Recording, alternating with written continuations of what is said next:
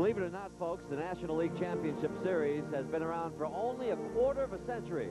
And in that time, it's the comebacks we will cherish. In the dirt, it's a wild pitch. Here comes Foster. Direct in the pennant. Pitch on the way to Garvey. Hit high to right center field. Way back. Going. It is gone. The Padres win it. Swinging a long one into left field. Adios. Goodbye. A three-run homer by Clark. Line drive to the base. Just as it scored the tying run. 3 to the plate. And he is there. Safe at the plate. The Braves go World Series. In 1993, if you were one of those who counted the Braves out at the All-Star break or thought the Phillies would fold down the stretch, you may still be thinking about the outcome. A home run for the Quakers. And the Phillies have won it 14-4-3. Next to the wall. It is a home run. It's a home run. It just homered off the top of the wall. The Braves win. Ron Gant has done it again. Funny thing about baseball in October, there always seems to be room for even more drama. And who do you think will provide it tonight?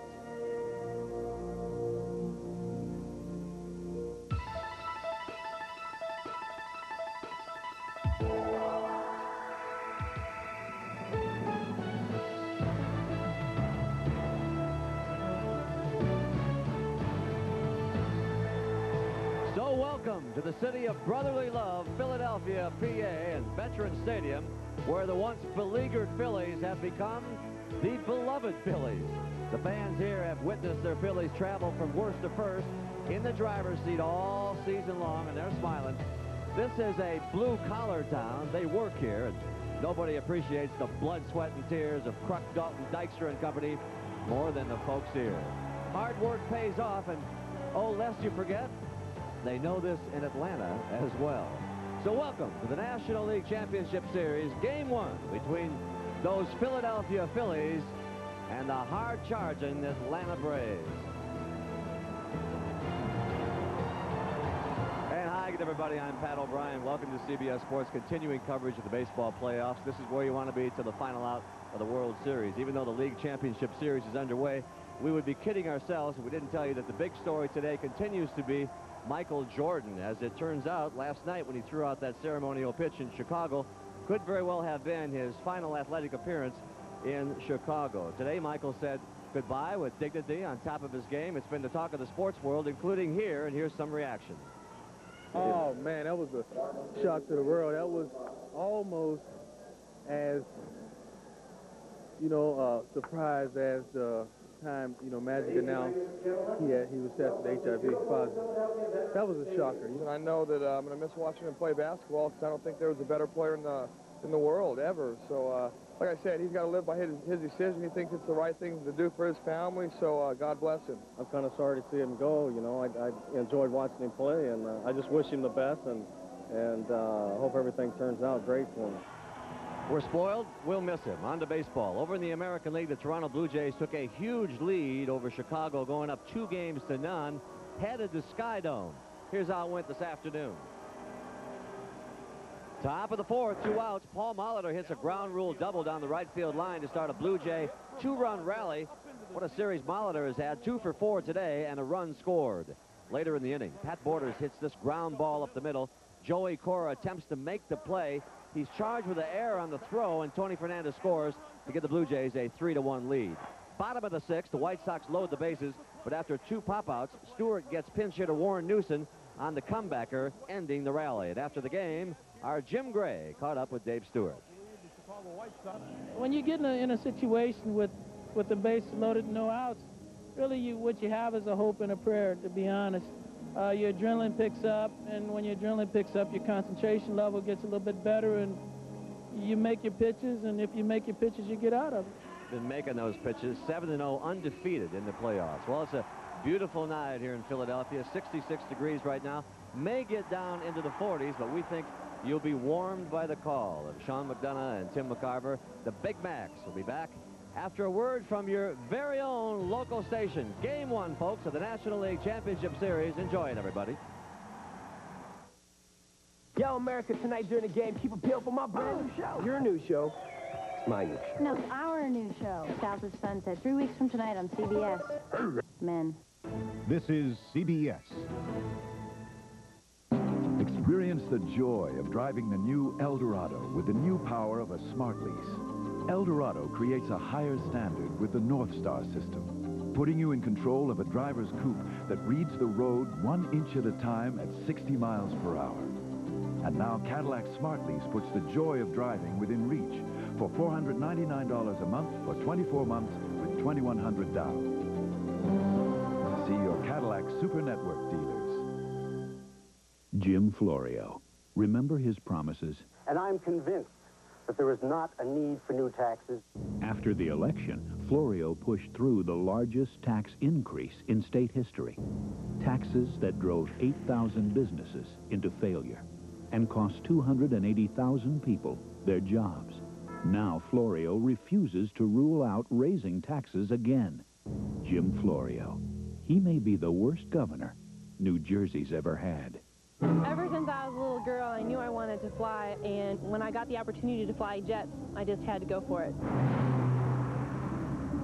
I wanted to buy a fun car that kind of gave everyone else on the road an impression of my personality. And therefore, I was looking for something fun and sporty and sleek and looked like it could possibly take off if given the proper runway. The Michael Jordan Story, live from Chicago after the game.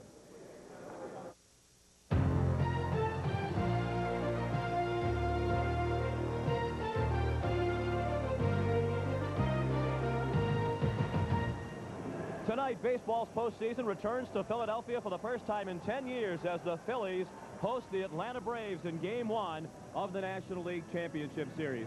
Hello, everyone, and welcome back to the vet. I'm Sean McDonough along with Tim McCarver, and it's great to have you with us. These two teams traveled different paths to get to the postseason. Philadelphia was in first place for all but one day of the 93 season. The Phillies won 97 games. The Braves won 104, but they had to go right down to the final day to win the Battle of the West from San Francisco. And despite the numbers, Atlanta is a big favorite. Well, when you win that many games, that means you lead a lot of departments, too. The Atlanta Braves, for instance, a pitching powerhouse. They were first in the National League in earned run average, first in shutouts, first in allowing the fewest home runs, and second to the Philadelphia Phillies, incidentally, in complete games. The Phillies, on the other hand, an offensive powerhouse, first in runs scored, on-base percentage and walks, and second in batting average. But don't be deceived by the fact that the Atlanta Braves have to pitch well to win, because they can outslug you, too, and that's why they're favored. I think if the Philadelphia Phillies win this series, they're going to have to outscore the Atlanta Braves, win 11-7 games, 8-5 games of that nature, because they're not going to win the low-scoring games. The pitching matchup tonight for the Philadelphia Phillies, 26-year-old right-hander Curt Schilling making his first postseason start. He'll be opposed by still 23-year-old Steve Avery. The first pitch right after this. CBS Sports coverage of Game 1 of the 1993 National League Championship Series is brought to you by Buick and your local Buick dealers. Buick, the new symbol for quality in America. Compact Computer Corporation. And by Bud Light. If you want great taste that won't fill you up and never let you down, make it a Bud Light. They say Mozart composed from midnight to 7 a.m. Hemingway was at his best before noon. Edison, inspired by the dark. At Compaq, we understand that ideas aren't governed by a clock. That's why we're standing by 24 hours a day, 7 days a week to answer your computing questions. Galileo, definitely a night person. The 24-hour helpline from Compaq. Good morning, Wendy's. Monterey Ranch chicken sandwich. You want it back? Hi, Gladys. Good morning. Your phone's been ringing off the wall. What's this? Monterey Ranch. Monterey Ranch, Monterey Ranch, Monterey... I'm sorry I asked. We got the hint, so it's back. Creamy ranch dressing with real bacon and Monterey Jack cheese on a whole breast filet. Where you going, buddy? Inside, I'm Dave Thomas. Right, and I'm the Queen of France. Back of the line. Come try Wendy's Monterey Ranch chicken sandwich, but come early. A pioneer in managed health care. peace of mind, it comes with every piece of the rock. Fred's my AT&T sales rep. The country gives me the creeps, but I came out here to tell Jan about AT&T's Maximum Advantage. Everything about it is simple, except running it. Maximum Advantage doesn't work for you. You're automatically enrolled. You get AT&T's best service at our lowest price guaranteed. We'll look at your calling patterns quarterly and make new recommendations. Jan, with our international fax and calling plans for our 800 service, you could be hosting the whole world that you're in. Hi. We're the Raskins. Ah, welcome. Fred really knows my business. I'm sure I could get him up here full time. What tire do you trust in the wet? A tire that removes over 2 gallons of water per second from under the tread. The all-season MX-4. Another engineering splash from Michelin. The starting lineup for Bobby Cox and the Atlanta Braves. Otis Nixon leads off in center field. Batting second, the shortstop Jeff Blauser. Ron Gant in left field hits third. The cleanup hitter is first baseman Fred McGriff.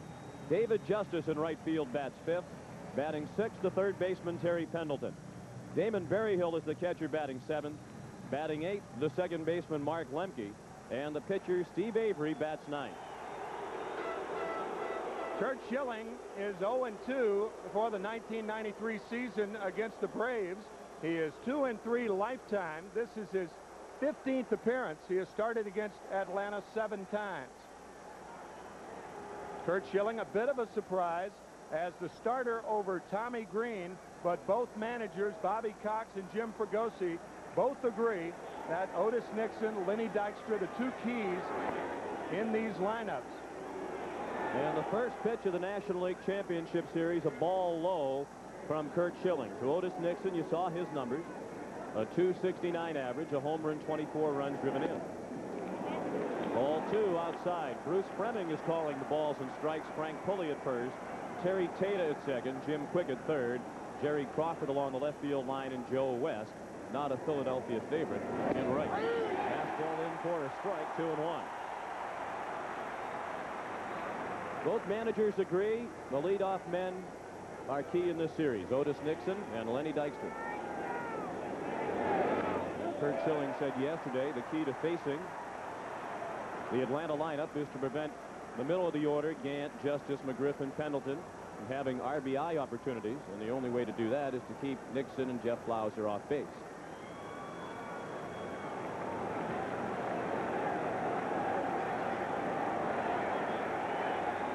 The 2-2 pitch. He struck him out.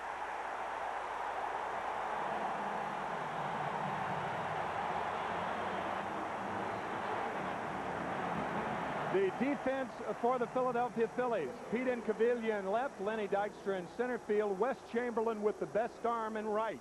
Dave Holland, speaking of arms, has one of the finer arms in the National League.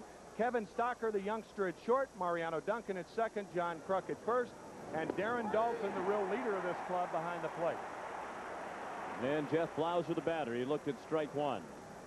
Blauser, an all-star in 1993.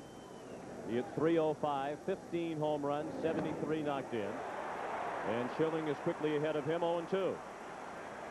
As Pat O'Brien told you, it is a very pleasant night here in the city of brotherly love. Game time temperature 66 degrees. Wind blowing out at 13 miles per hour. They expect similarly pleasant conditions, if not even warmer, tomorrow night for Game 2. Blauser gone on 3 pitches. He foul tip, strike 3 into the mid of Darren Dalton. It is obviously so important to set the tone for this series, and a bit of a surprise that Curt Schilling, after falling behind to Otis Nixon, has thrown 6 straight strikes. Pretty positive tone for the Phillies. So a great start at his first postseason start for Schilling, and now he's looking in at Ron Gant, who hit .274 during the regular season with 36 homers and 117 knocked in. Gant was 5th in the league in home runs, 3rd in runs batted in.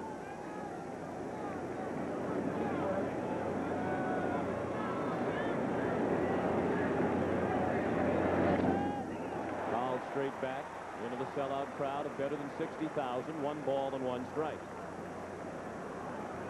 Schilling's a big guy at 6'4", 215 pounds. Born in Anchorage, Alaska, grew up in Arizona, and now makes his home in the Philadelphia suburbs in New Jersey.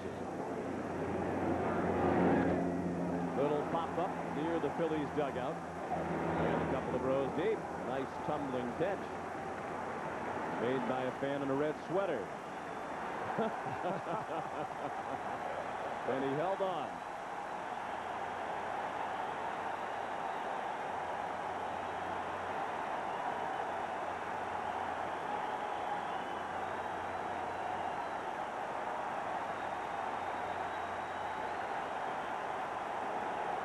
They'd get that guy to come out of his shell. He'd probably be a lot more fun for the folks sitting around him. But he has incited the crowd. Now they want to strike out of the side of the first. And Schilling missed. 2 balls and 2 strikes on Gant. There was concern in the camp of the Braves camp yesterday when Ron Gant injured his left side. A little soreness. Actually, Bobby Cox telling us that it happened on the bus going from the Atlanta Fulton County Stadium to the Atlanta airport. And the plane trip here. But he told Pat O'Brien before the game his back was fine. Wow. Dalton couldn't handle the 2-2 pitch. Would have been close had he been able to squeeze it. Called ball 3, and the count is full. Bobby Cox has his Braves in the playoffs for the 3rd straight year. They've won the National League pennant the last 2 years. They've yet to win the World Series, and the Braves, to a man, say this season won't be deemed a success unless they win it all. Still a full count on Gant.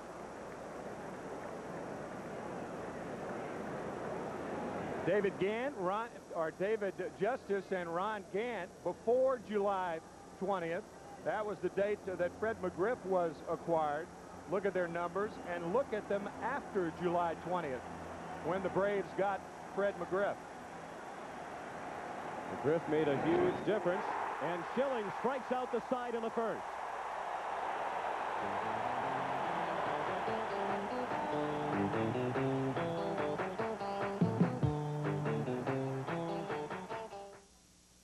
Someone very special is on that train. That's why you're driving a Buick LeSabre. You love its powerful V6 engine, anti-lock brakes, and steel safety cage body unit. But you bought LeSabre for the dual airbags, one for you and one for that very special person who sits next to you. LeSabre from Buick, the new symbol for quality in America. Go ahead, make a wish. Then share it with your Allstate agent, who knows planning makes wishes come true, and who can outline a life insurance plan to assure family security and college funding and a comfy retirement are in the stars for you. So make your wish and trust it to your Allstate agent, who wants to be your agent for life. It's coming over the hill, Sarge. Hit the lights, boys! Bigfoot! 2 square feet of pizza and a tasty new crust, all for $10.99. Bigfoot Pizza, the biggest pizza you can get delivered. Jell-O gelatin's just 12 cents a serving. That's 4 cents for the giggles, 4 cents for the improved motor skills, and 4 cents for creativity. Hello, Jell-O. Whatever your budget, there's always room for Jell-O. South of Sunset in 3 weeks, starring Aries Spears. I feel good. Hey, ha! I thought I was the star. Yeah, right. They're 2 private eyes who go where the action is. Like I was saying, during the game tonight, we're going to be bringing you a preview of my new show. South of Sunset, 3 weeks from tonight on CBS. Wow! Give me strength. The lineup for Jim Pregosi's Phillies. Lenny Dykstra leads off in center field. Batting second, the second baseman, Mariano Duncan. John Kruk at first base bats third. David Hollins is the cleanup hitter and third baseman. Darren Dalton, the catcher, bats fifth. Pete Incaviglia in left field hitting sixth. The right fielder, Wes Chamberlain, bats seventh. Kevin Stalker, the shortstop, hits eighth. And the pitcher, Curt Schilling, bats ninth against Steve Avery. Curt Schilling striking out the side of the Braves in the first inning. The last guy to do it in postseason play was Steve Avery in Game 6 of the 1991 National League Championship Series against the Pittsburgh Pirates. Part of that Fab Four. Glavine, Maddox, Smoltz, and Avery. And his first pitch of the night to Lenny Dykstra is a called strike. Saw the numbers for Lenny, a .305 average. .433 his on-base percentage when leading off an inning. That led the league. He was the league leader in a number of categories. Over by the stands goes Gant. It's into the stands for a foul ball and strike 2. Dykstra led the league in hits, in runs scored. He was second in doubles, led the league in walks, was third in on-base percentage. And here in Philadelphia, they maintain that he should be the most valuable player in the National League. Now, with the recovery that Barry Bonds had with the Giants, I don't think there's any chance of anybody other than Barry Bonds being the MVP in the National League. We got to look at one other number that would support the candidacy of Lenny Dykstra for the most valuable player award. 19 leadoff homers. Fastball high, 1 and 2. There are very few major league hitters who are undeterred with the pitch count, and Lenny Dykstra is one of them. Pete Rose was another one, but very few guys that I have seen. It doesn't matter whether it's 0-2 or 2-0 to Dykstra. Broken bat, but it's heading for the gap in left center. Nixon racing to cut it off. He gets to it on the warning track. At least 2 for Dykstra, and he'll stop there with a leadoff double.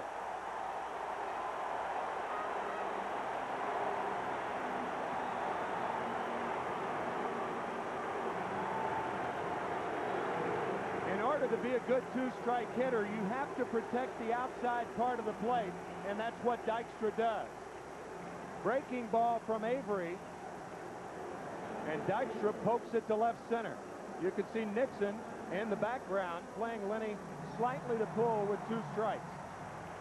He had 44 doubles during the regular season, one behind the league leader Charlie Hayes of Colorado.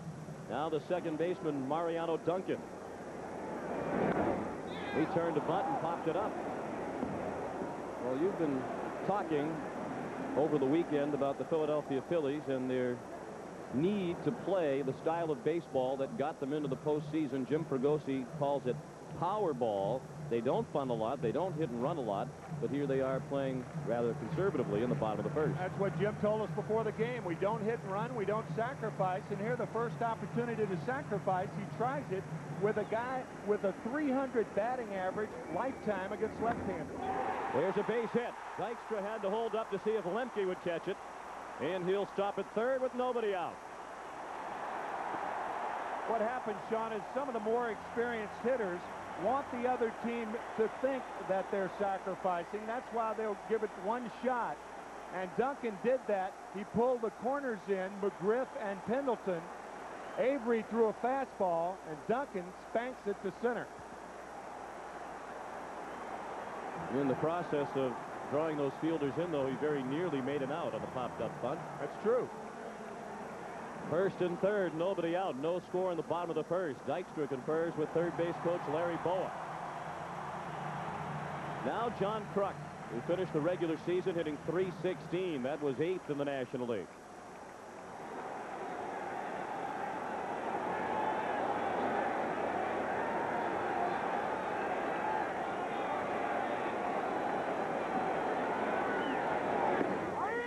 Strike 1 on Kruk, who slumped toward the end of the regular season. He said it was because Jim Fregosi made him get rid of his pine tar covered helmet and clean it up. He picked it up toward the end of the regular season. That's probably because the pine tar is back. Well, you would think that with the first game of the National League Championship Series, he would put a coat of paint on that bill, but coats of paint are not the styles of the Philadelphia Phillies. Call them a blue-collar crew, and they're all of that. Are there any rules about pine tar on helmets? I don't think so. You're referring to Brett. You're referring to Brett's pine tar insert. Chopped to second, a double play ball. High throw, but Blauser came down with it, but that threw off the play. Kruk safe at first, and the Phillies lead 1-0. Dykstra in from third as Kruk reached on a fielder's choice. Ordinarily, the Braves eat that double play ball up, but they were a little bit out of sync, and the Phils have a base runner. Watch the throw high to the center field side. Duncan isn't even attempting to take Blauser out, but that high throw, you're right, Sean, that upset the rhythm of the play, and Kruk beats the throw. That gives him an RBI, and the Phillies the lead. Had they turned the double play, Kruk would not have been credited with an RBI. Struck it first with 1 out. 1-0 Philadelphia. Dave Hollins took a breaking ball for strike 1. He's a switch hitter, a much better hitter right-handed, to the point where there's been talk about him hitting right-handed exclusively here in Philadelphia.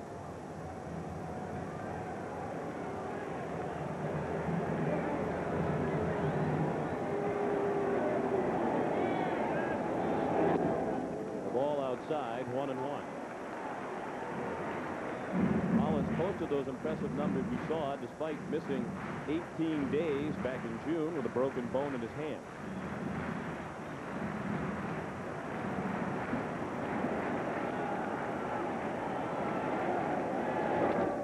Down to third, another double play ball. And this time they turn it 5-4-3, and that ends the inning. Avery surrenders a run on 2 hits after 1-0 Philadelphia.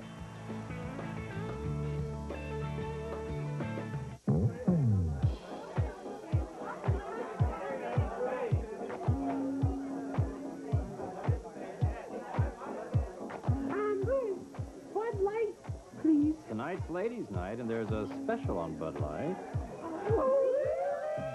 If you want great taste that won't fill you up and never let you down, make it a Bud Light. Oh, no, it's Ted from accounting. Andre and Michelle, 2 Europeans, are going to tour America and sample the best the New World offers. They'll drive the Buick Park Avenue Ultra, a car with some features they've never seen on European models, with a supercharged engine that can quench even a European's thirst for assertive power. They'll see America in the world's most aptly named car, Ultra, from Buick, the new symbol for quality in America. Movie Jam. I love this place. It's not a party without the new Burger King Everyday Value Menu. Don't you have any refreshments around here? The Value Menu has tasty flame-broiled burgers fixed your way for just 99 cents. Anything you want. Almost. Like, can you get with a $1.99 for sandwich combo? No problem. And a Whopper value meal for only $2.99 every day. You know who we're doing it for. For me. Check your Burger King Value Menu for their everyday low prices. We all gonna shoot over to Burger King. Burger King? Try the new Everyday Value Menu. This is the jam. If this reminds you of the productivity in your office, get the copiers Buyers Lab gave their highest rating for uptime. Meet it and get productive. Of all the credit cards out there, only one has Smart Rate, now as low as 14.9%, and no annual fee. Discover Card. It's a better deal. It pays to discover. Tonight, Candace Bergen joins Dave. It went on and on and on. Plus, there's not a man, woman, or child alive today who can hit my slider. Sean McDonough with Tim McCarver back at Veterans Stadium in Philadelphia. The Phillies lead 1-0 after an inning. Fred McGriff leads off for Atlanta as we go to the second.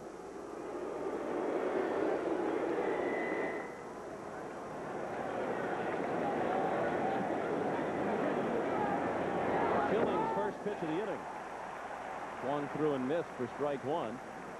McGriff hit .291, including his time with San Diego. He hit .310 after joining the Atlanta Braves. 19 of his 37 home runs came for Atlanta.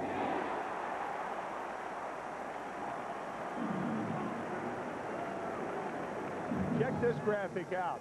Carl Hubble, Sandy Koufax in '63, Nolan Ryan in '79. And now Curt Schilling tonight, the only 4 pitchers to strike out the first 3 batters of the ball game in the first postseason meeting. Pretty nice company. And a great way to start his first postseason game ever. The 1-2 to McGriff. That's 4 strikeouts to open the ball game for Curt Schilling.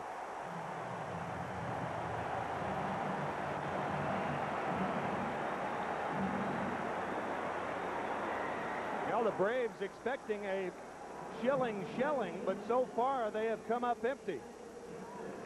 4 straight strikeouts for Curt Schilling. The fastball on the outside corner, a little movement on the outside part of the plate.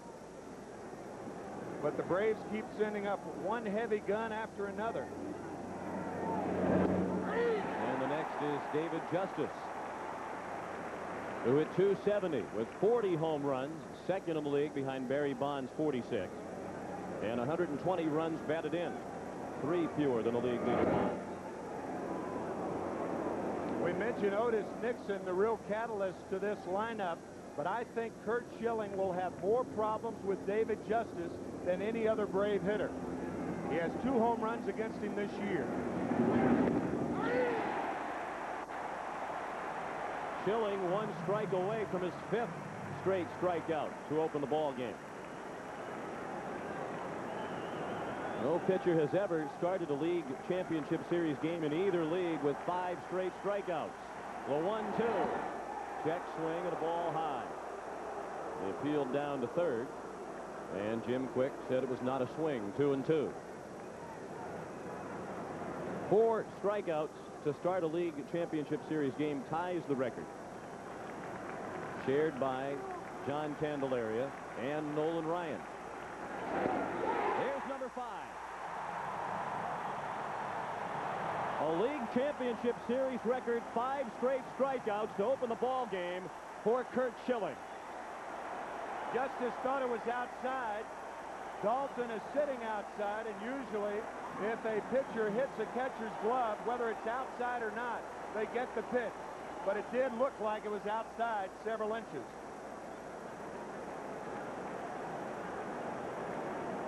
Johnny Padres, the pitching coach for Philadelphia.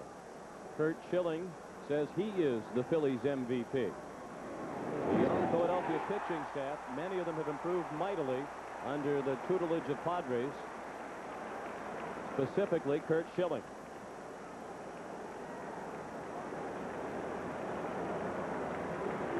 Schilling, with 186 strikeouts this year, he averages about 7 strikeouts per 9 innings. He was 4th in the league with 186 Ks. Pendleton fouled it off. 0-2 the count. They're on their feet at the vet.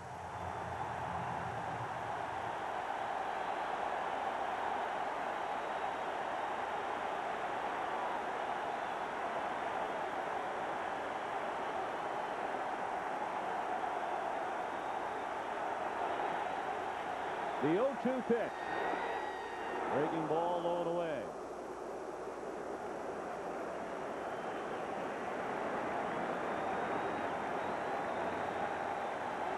Gary Pendleton's 50th postseason game.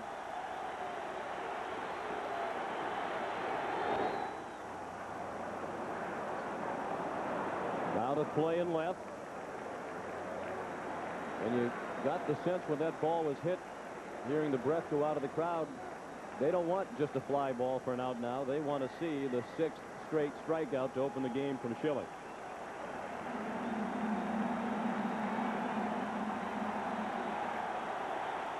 Another 1-2 pitch. On the ground to short. Nice play by Stucker. And that ends the inning. After an inning and a half at Veterans Stadium, the Phillies lead 1-0.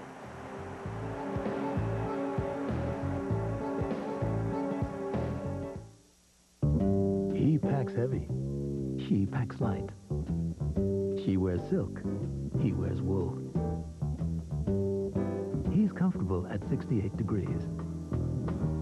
She prefers 72. Good thing they own a Buick Park Avenue with available dual-zone climate control. 72 for her, 68 for him. Too bad everything isn't as accommodating as Park Avenue.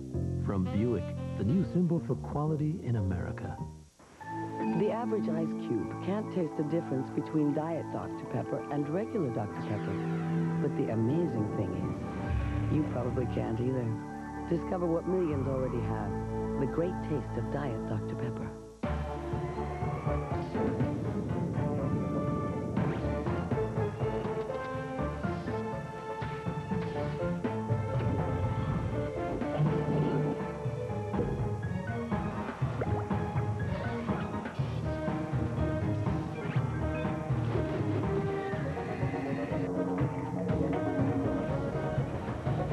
DeskJet printers from Hewlett-Packard.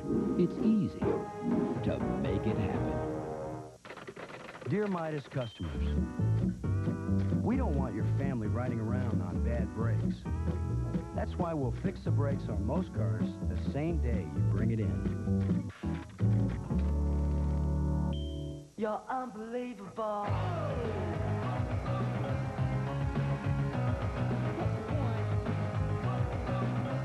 The Phillies are the 93 National League Eastern Division champions.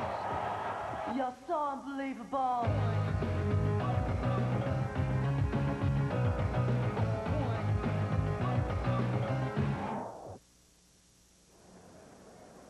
Curt Schilling has opened the ball game with 2 perfect innings, and the proudest mother in Philadelphia is Mary Jo Schilling.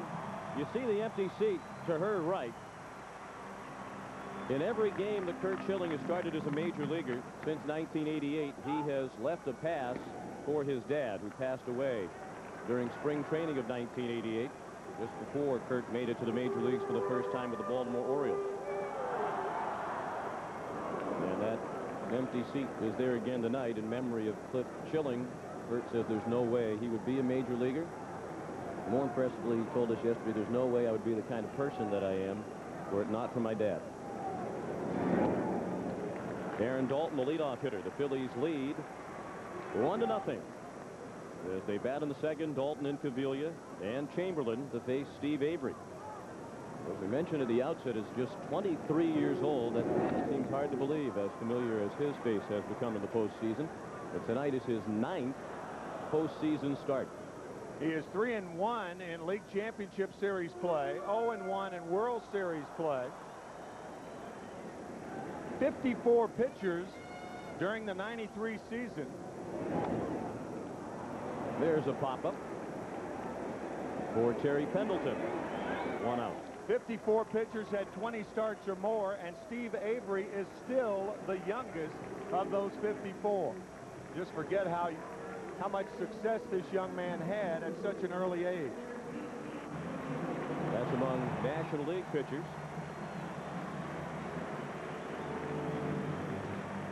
Pete Incaviglia, the batter. He posted the numbers you see as a platoon player this year. Incaviglia only appeared in 116 ball games. Drove in 89 runs in those 116. Talk about production, 101 hits and 89 RBIs. His 4th team in 4 years. And he admitted yesterday when we chatted with him that when the Detroit Tigers let him go a couple of years ago, he thought that might be it for Pete Incaviglia as a major league player. Had to sign last year with the Houston Astros as a minor leaguer. Earned a spot on their major league team in spring training. And came to the Phillies in the offseason.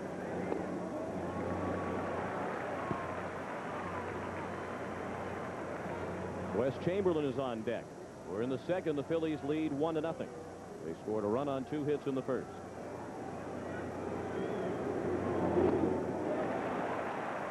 To drive home the point about how young Steve Avery is, I think we both agree Mike Piazza and Tim Salmon are likely to be the 2 rookies of the year this year. They're both older than Steve Avery. Good change of speeds, and Incaviglia swung and missed. The count is full. Avery will come inside to right-handed batters occasionally, but for the most part, his slot is away to right-handers. Tom Glavine is a similar pitcher, even though Glavine uses more guile in going to the outside part of the plate to right-handers, whereas Avery uses more power. And there's Tommy Glavine. He will be Saturday's starter. When the scene shifts to Atlanta, Incaviglia with a high drive to deep left center. But Otis Nixon has room. 2 away. That's the one thing that Steve Avery has added to his arsenal this year is a changeup, and he throws it in any count. And when you can throw 3-2 changeups in spots like that, you're going to get those big, strong power hitters out of there. Just off the sweet part of the bat. Now Wes Chamberlain, who split time in right field this year with Jim Eisenreich.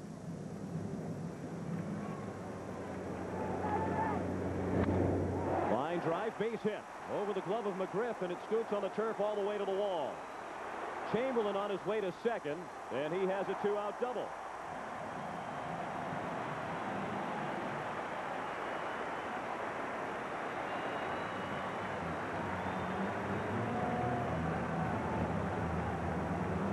Wes Chamberlain only had 13 hits to right field this year.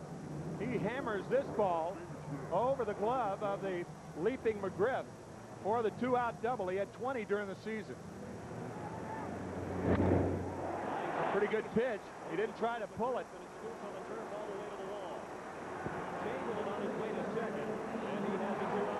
Good call. I love how you do that. I knew you wanted to hear it again. Kevin Stalker is the batter with first base open. They'll pitch around him to get to the pitcher, Kurt Schilling. An intentional walk to Stalker. They'll take their chances with Schilling, who hit 147 during the regular season. This is the first walk issued by either pitcher. Already agonizing is Leo Mazzoni, the pitching coach.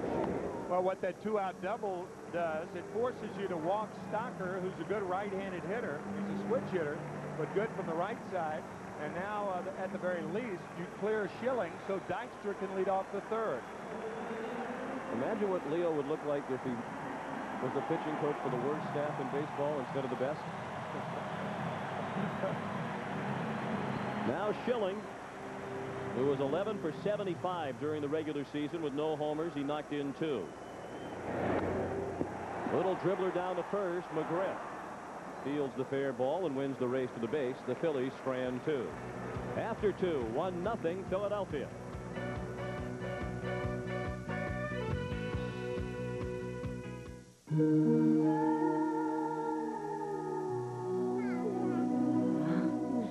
At Mutual of Omaha, we understand that nurturing and protecting come naturally. So it's only natural that you want to provide for your family, even if your ability to provide is taken away. Mutual of Omaha, disability insurance to protect your changing world.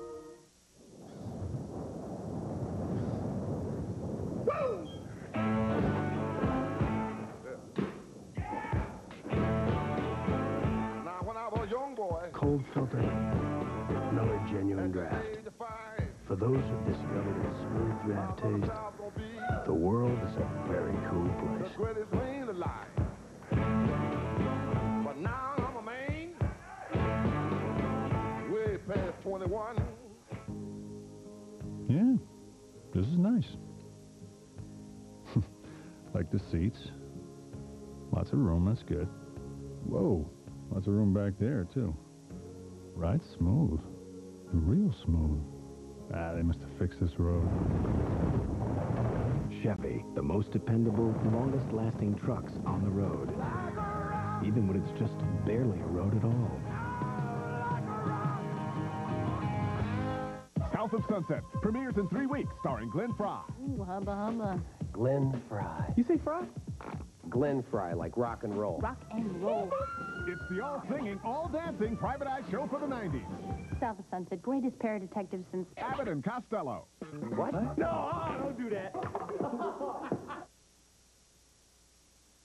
CBS Sports coverage of Game 1 of the 1993 National League Championship Series is brought to you by Chevy Trucks, the most dependable, longest-lasting trucks on the road. Wendy's old-fashioned hamburgers. And by the Mutual of Omaha Companies. Welcome back to Veterans Stadium in Philadelphia, where this season the Philadelphia Phillies drew more than 3 million fans at home for the first time in franchise history. And they've seen an entertaining start to the first game of the League Championship Series as Kurt Schilling has pitched 2 perfect innings. He struck out the first 5 Braves tonight before Terry Pendleton bounced to short, ending the second.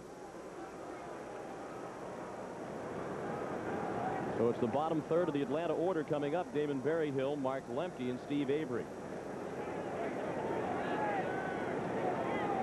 Berryhill, a .245 hitter during the regular season. And he'll see the bulk of the action behind the plate in this series. Greg Olson will catch John Smoltz, the scheduled Game 4 starter, and Berryhill will handle the rest. I think primarily because Berryhill right now is a better thrower than Greg Olson. Olson, an excellent handler of pitchers, and pitches for that matter. But Berryhill, his arm is in tip-top shape, and Olson has a shoulder that is ailing. It's not hurt, but it's ailing. It's not as strong as Berryhill's now. With Greg Olson.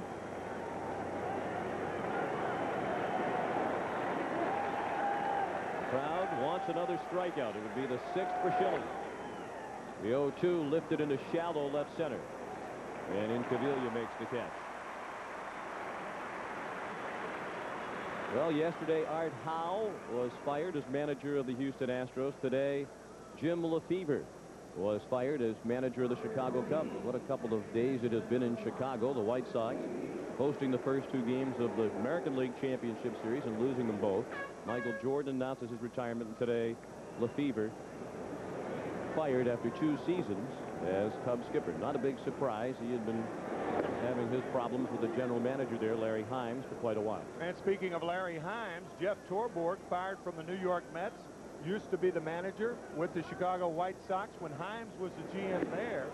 So speculation, obviously the rumor mill working, that Jeff Torborg could be hired for that Chicago Cub job. After the experience Jeff just had with the Mets, I'm not so sure he'd want to rush back into any managing experience. Mets winners of only 59 games this year and losing 103. If I'm not mistaken, Torborg has 2 years left on his Mets managing contract to stay at home with his lovely wife, Susie. Yep. 2-2, the count on Mark Lemke.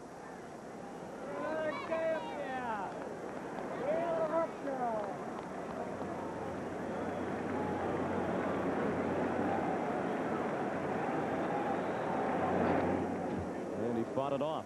Talking about managers, Jim Fregosi, the manager of the Phillies, says that this will probably be his last managing job. Not this year, but that he wants to stay here for a long time. There's Jim.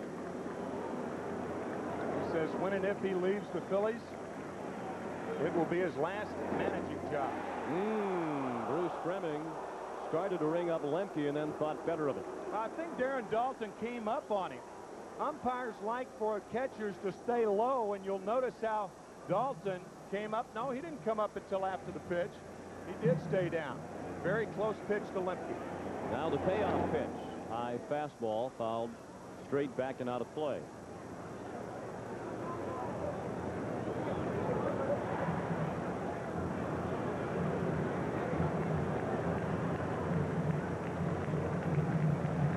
Curt Schilling is just 26, but he's already been in the organizations of the Red Sox, Orioles, Astros, and Phillies. A pop-up by Lemke along the third base line. Hollins makes the catch. Bruce Fleming says that was a fair ball.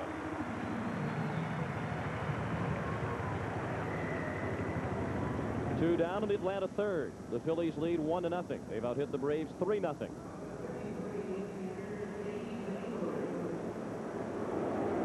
Now Steve Avery, who hit 160 during the regular season, 12 for 75. Down the left field line, Incaviglia on the run. Can't get it with the dive. It's a fair ball. And Avery stops at second. He's the first Atlanta base runner of the night. Steve Avery, a 2-out double in the third.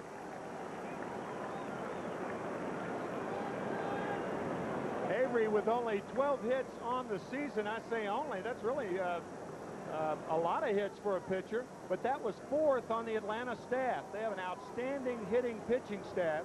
The one thing about extra base hits is you see the dive by Incaviglia, nice try. But Steve Avery with his 4 doubles on the year, as many as all of the other starters combined, or the 3 of the big 4. Otis Nixon had a real tough time of it with runners in scoring position this year, as the 196 average indicates. Schilling's first pitch to him, a strike. Philly outfielders are too deep. Incaviglia in left and Dykstra in center. When Nixon is hitting from the left side, the off-field You want the fielders to play them very shallow. They're too deep right now.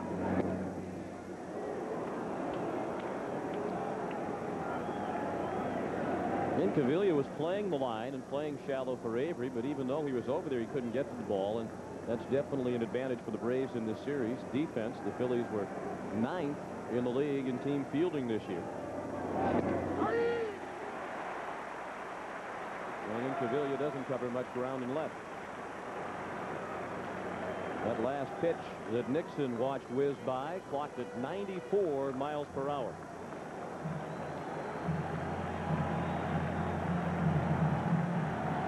Schilling struck out the side in the first. He fanned 2 in the second, looking for his first K in the third. And Nixon fought it off. You can see by that type of swing the lack of power Nixon has the other way. You got to dare him to hit the ball over your head. You cannot allow him to plop a ball in front of you if you're a left fielder with Nixon hitting left-handed.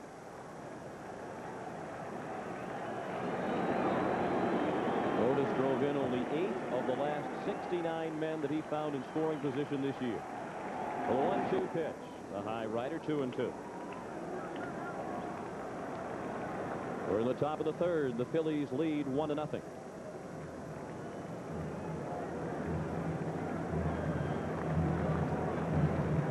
One concern Jim Fregosi had about Schilling in making this game 1 start is that he might be too hyper.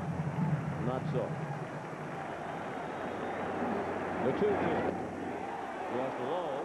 Dalton wants an appeal. No swing, says Jim Quick. The count is full on Nixon.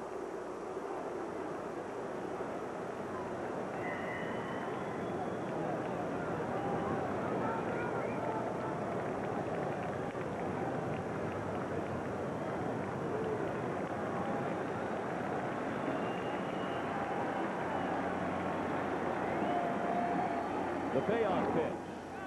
Pop foul and out of play.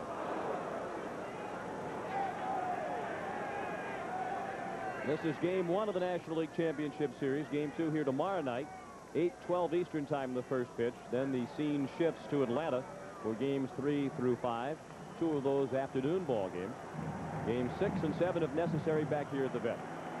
Another 3-2 pitch. And another foul ball out of play. That one clocked at 95. You can understand why Otis is having a tough time getting around. Well, one of the reasons that Schilling is so hard to hit for a left-handed batter is the disparity between the pitches. He throws a 95-mile-an-hour high fastball, and then that splitter is hard and heavy and low. So what it does, it changes the hitter's eye level. Hollins won't have room.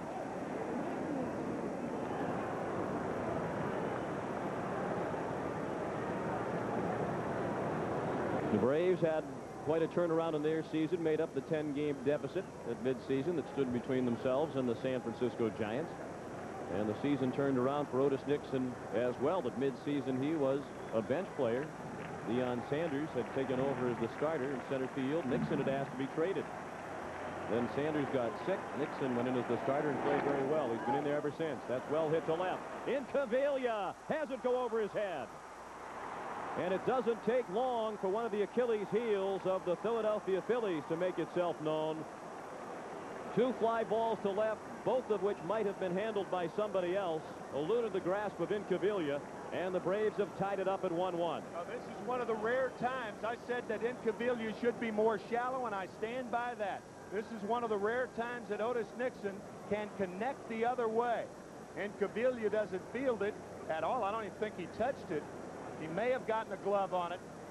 You're going to get burned sometimes like that, but not too often if you play Nixon shallow. And now what that does, that drives Incaviglia back for the next time that Nixon comes up and the other times, and will allow him to plop balls in front of him. So after retiring 8 in a row to start the ball game, Schilling has given up back-to-back doubles to Avery and Nixon. And the Braves have tied it at 1.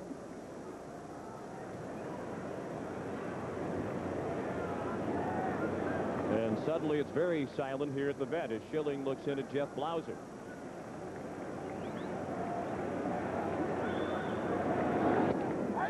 Smoke broken fastball for strike one to Blauser, who was one of the 3 strikeout victims in the first. He went down swinging. Blauser with 110 runs scored this year. That led all major league shortstops. Terrific year in the number 2 slot. That's usually not a spot in the batting order where you drive in a lot of runs. He had 71 RBIs from the 2-hole. All-around ball player. He's a great bunter. 363 with 2 outs, runners in scoring position. What do you need? He delivers.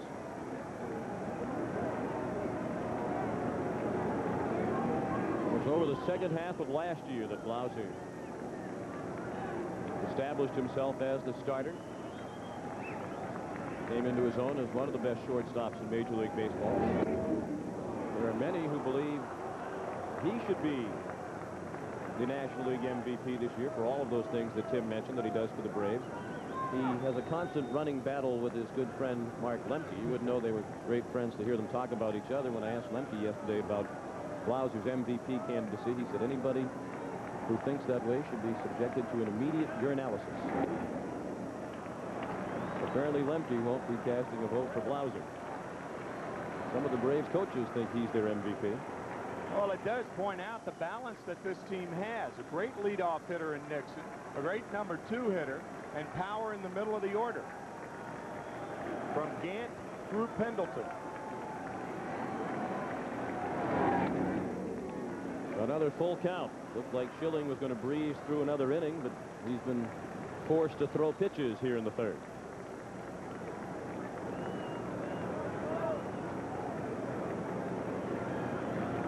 Ron Gant waits on deck. We're in the top of the third. The Braves and Phillies tied at 1. These two teams split the regular season right down the middle, 6 wins apiece. This will be the 28th pitch this inning for Schilling. And he struck him out. Strikeout number 6 for Schilling. We'll return to Veterans Stadium after this message and a word from your local station.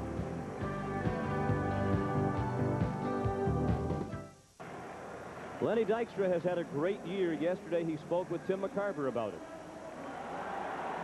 I've led the league in a lot more things than I thought I would, but I'm more than satisfied, and as far as personally, yes, I can't say that I'm not. I mean, how could I not be? But what makes it even more satisfying is that, you know, we have came from the bottom, and people didn't really believe that we could do what we've done, and I feel that I'm a big part of that, and that we couldn't have done it without me, and that gives me great satisfaction. And he's right. 92 losses last year, last place finish for the Phillies. From worst to first, duplicating the feat of the Braves a couple of years ago. 0-2 the count. Braves and the Minnesota Twins, as a matter of fact, meeting in the 1991 World Series, they both went from worst to first. The Phillies doing it for the 3rd time in 3 years. The last team to do it back in 1890, the Louisville Colonels. Well, we talked at the beginning of the game about the importance of the 2 leadoff men. Both managers spoke of Nixon and Dykstra as keys, perhaps the keys, and both have made their presence known. Nixon drove in the Atlanta run. Dykstra scored the Philadelphia run. We're tied at 1 in the bottom of the 3rd. Fastball just missed. 2-2 on Dykstra, then Duncan and Kruk at the top of the order against Avery.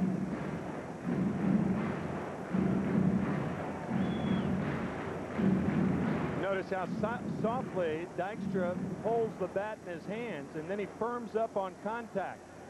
Very loose grip on the bat.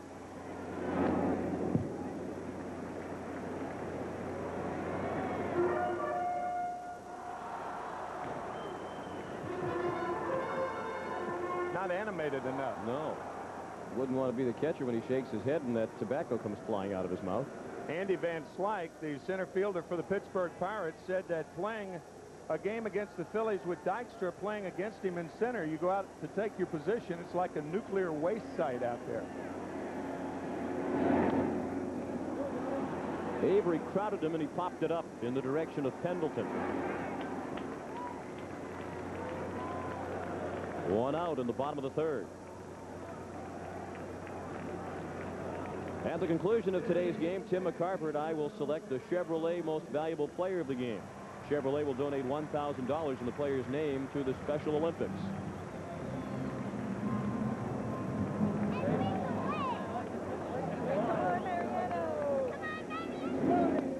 Mariano Duncan has heard voices like that, young fans, before. He is one of 11 children. He has 7 brothers and 3 sisters. Mariano from the Dominican Republic. He had a grand slam in the game at Pittsburgh, for Philadelphia. The game in which the Phillies wrapped up the National League East. Mariano called home to the Dominican Republic. His mother cried on the phone when Mariano told her he had hit the grand slam that wrapped up the National League East. His father got on the phone and told him to be more patient at the plate. His nice Mariano did not follow there as he swung and missed at a pitch out of the strike zone for the second out of the inning. First strikeout of the night for Steve Avery. It brings to the plate John Kruk, who reached on the fielder's choice and collected an RBI in the first. There is a connection between John Kruk and pitching coach of the Atlanta Braves, Leo Mazzoni. John Kruk made the All-Star team last year, and the equipment manager shipped his jersey back to Philadelphia, and Kruk asked Leo Mazzoni if he could borrow his. So during the workout, Kruk was wearing Leo Mazzoni's. They're very close friends. They live about 20 minutes apart. John growing up in Kaiser, West Virginia. And there's a look back at John Kruk at the All-Star game in San Diego last summer in the jersey of Leo Mazzoni. With an amused brave Tom Glavine looking on. 1-1 the score. We're in the bottom of the third. Game 1 of the National League Championship Series. First time these two franchises have ever met in League Championship Series play.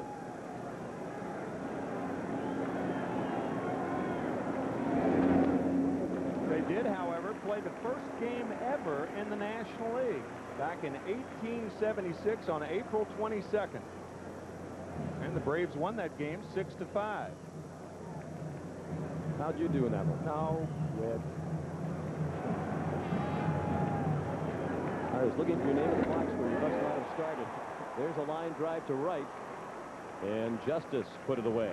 The Phillies go in order in the third. After 3, 1-1 the score. When most manufacturers develop a new truck, they start with a model. Good idea. Here's ours. Introducing the first and only family of trucks designed from the inside out. A design that starts with you and has become the all-new Chevy S-Series. Everything else is history.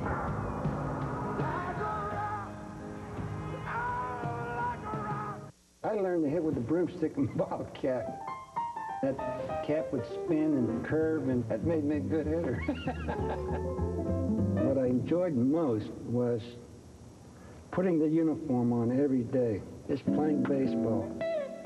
One of the greatest honors of baseball, getting in a Hall of Fame.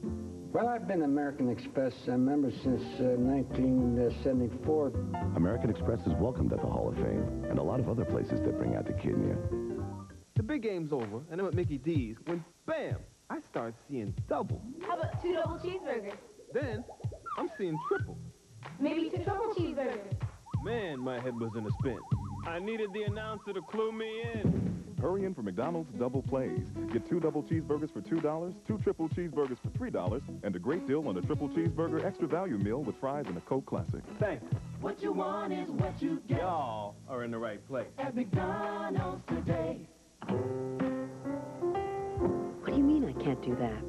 Please, don't pull that on me now. I'm pressing enter. You're the computer. You tell me where the file is. Huh? Don't just sit there blinking. Enter. I'm gonna give this to you, but I want it back. The idea of talking to a computer is certainly not a new one. Open status report.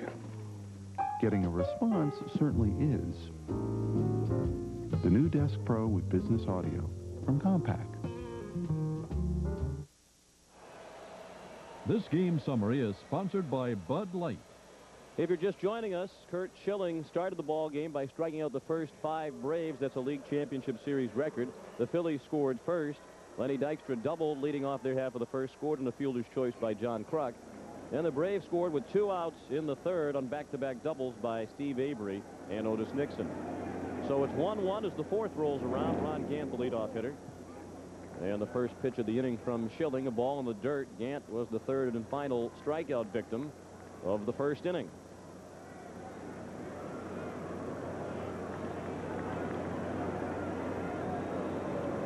Ron Gant is a native of Victoria, Texas. A fellow native of Victoria, Texas is Houston Astros pitcher Doug Drabek. And from time to time, during the league championship series, we'll be listening in on Drabek's scouting reports on hitters on these two teams. And when he talks about Ron Gant, he will say, keep the ball away. He is one of the deadliest pull hitters, inside hitters, in the National League. And you talk about the Braves wanting to get back to the series to prove their worth. No Brave wants to get back any more than Ronnie Gant. Did not play in all World Series games last year. Says he has something to prove. He walks on 4 pitches to open the inning. First walk thrown by Schilling. Let's listen in now on Doug Drabek's scouting report on how to pitch to Fred McGriff. Fred McGriff. He's a good fastball hitter. You need to move your pitches in and out on him. You need to change your sequence of pitches, and sometimes it's necessary to throw off-speed pitches and fastball counts. Fastball count is usually when a pitcher is behind in the count, a hitter is expecting the fastball. You really have to mix them up with Big Fred. Power to all fields.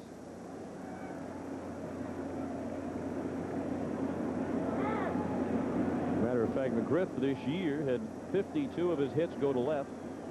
48 of them went to center field. 58 of them to right field. 15 of his home runs to left, 9 of them to center, 13 to right. Gives you an idea of how he uses all parts of the field in which to hit. And that's why Doug Drabek was saying mix them up, go in and out. Because if he gets a predictable location with a pitch, he can hammer it. 1-1 the score. We're in the top of the fourth. The Braves have the lead man on for the first time tonight. Ron Gant at first. The McGriff factor. They scored almost 2 runs per game more, did the Braves, after McGriff arrived than they did prior to his arrival. They hit more home runs and had a much better record.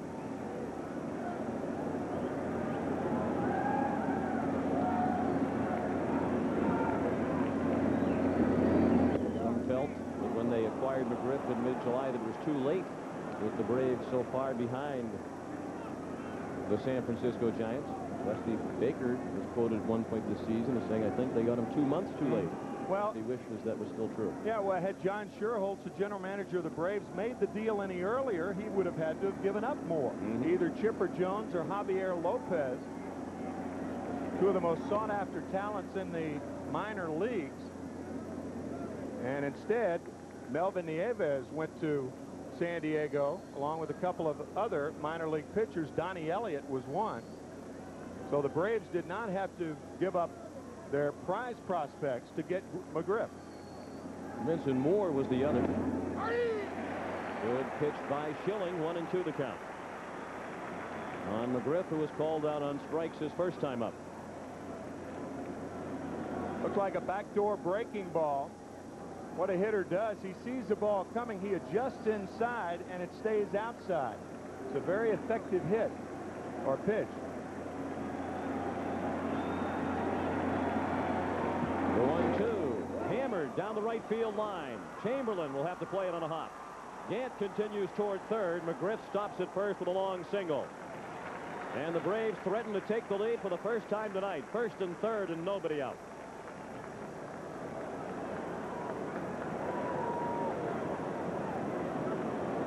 Split finger fastball to McGriff. See that tumbling motion? That part of the plate, and McGriff with that good extension, and he releases that left hand almost like a student of Walt Reniak. Walter Reniak, the hitting instructor for the Chicago White Sox. But Fred says even though he has read Reniak's book, he read Charlie Lau's book, there's no real intention of releasing that top hand. The infield back at double play depth as David Justice looked at a ball up and away.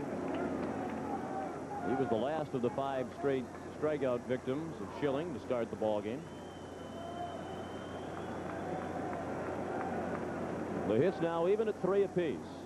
The score even at 1-1 in the top of the 4th.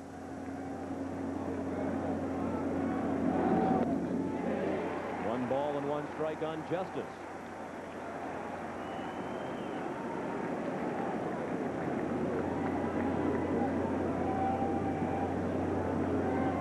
David with 6 postseason home runs. That ties him with Henry Aaron. Pretty good company right there for the most home runs by a Brave in postseason.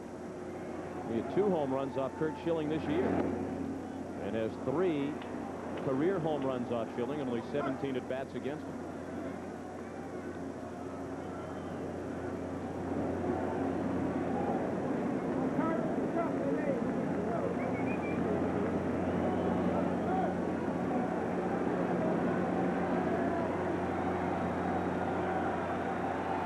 The 2-1 in the air, not very deep in left center.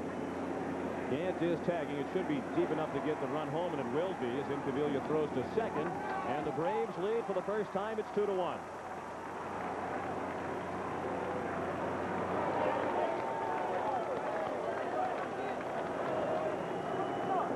Ron Gant scoring easily.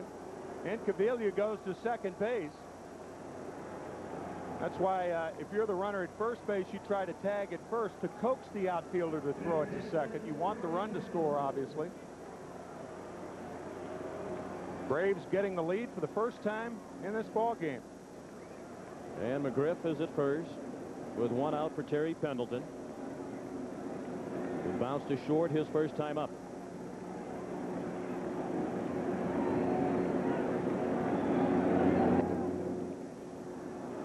Bruce Fleming appeared to think about calling that a strike and then thought better of it. 1-0. So as is so often the case, the leadoff walk proved costly to Curt Schilling.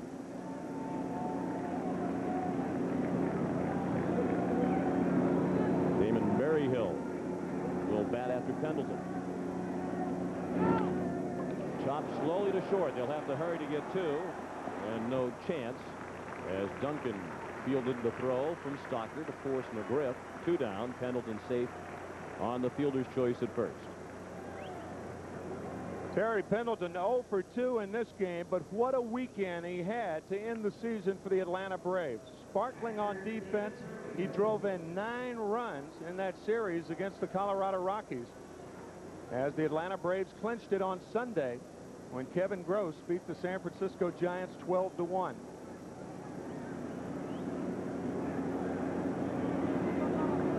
That came hours after the Braves completed their season series sweep of Colorado. They won all 13 games against the Rockies. You see where yesterday Dodger manager Tommy Lasorda, for that 1 win on the final day of the regular season, was made an honorary citizen of Atlanta by the mayor, Maynard Jackson. He received the plaque yesterday while Tommy was down in Phoenix watching the Dodgers prospects in the instructional league. That was an upset.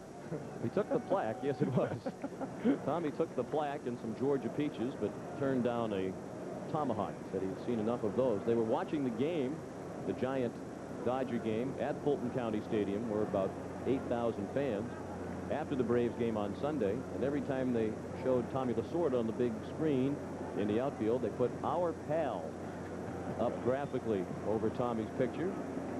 That's something you never thought you would see in Atlanta. Big swing and a miss by Berryhill. He's in the hole 0-2. Tommy Lasorda and the rest of the Dodgers see about 48,000 tomahawk chops every time the Dodgers play in Atlanta. And then the venom come quickly back to that Dodger-Giant rivalry after both sides tried to play it down when we were out in Los Angeles last weekend. Tommy was quite animated in what he had to say about the Giants after they beat the Giants on Sunday, and Matt Williams fired back at Oral Hershiser. Those games next year will be interesting.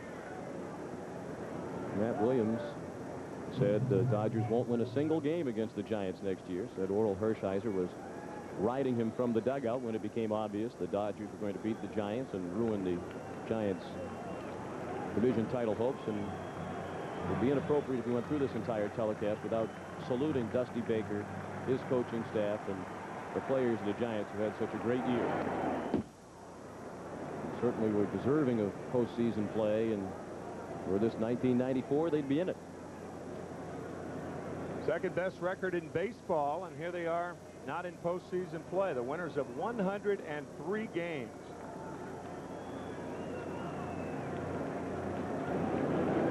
It has happened 8 times in this century where teams have won 100 or more games and not finished first. Makes it that much more painful if you're a Giant fan. 0-2 the count on Berryhill. 2-1 Atlanta in the 4th. The ball up and in. Saw Terry Pendleton take a fake break with the count 0-2 to Berryhill. Pendleton stole 2 bases against Schilling the last time these two teams met. But Schilling, for the most part, does an excellent job holding runners close. Only 11 stolen bases against him this year. 11 were caught. Down the left field line, a long run for Incaviglia, and it's into the seats. After breezing through the first couple of innings, Schilling has labored in the last 2. He's thrown 21 pitches here in the 4th.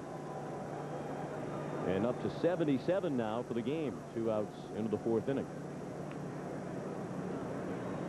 One weakness of the Phillies this year, the middle and long relief, getting to the setup men and closer, Mitch Williams.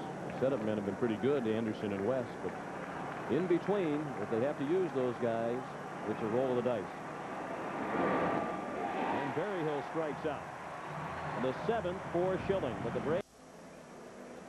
Philadelphia, the home of soft pretzels, cheesesteaks, and scrapples. Have you ever had scrapples? No, and after you described it to me yesterday, I don't think I will be. So you could put a caption on this series, Scrapples to Grits. Scrap the scrapple. Well, now for those around the country who don't know what scrapple is, would you like to share that information? Well, it's something served with eggs. Could you be more specific? No. Well, here in Philadelphia, it's part of a hog. Yeah, it's a staple dish here in Philadelphia. It's part of a hog, and it's served with eggs. That's as specific as I want to be. All over the country, people run into their dictionary looking up scrapple. We're not talking about the board game. It sounds similar. Hollins a pop-up. Pendleton the catch, 1 out. The pennant race, a new experience for many of the Phillies. We talked with Darren Dalton about pressure. The other night when we clinched it, I was asked, you know, is this the most enjoyable year you've had? And to answer that honestly, I've had a lot of fun because winning takes care of a lot of problems. But mentally, it's been real draining, more so than any year that I've ever played. And that's just because going down the stretch, you're in that grind, and every pitch means something. Well, certainly you prefer that to most of the Septembers that Dalton has experienced in his Philadelphia career when the games have been meaningless. Yeah, we asked Darren, said, Darren, there's a responsibility with winning, and he said, you're darn right.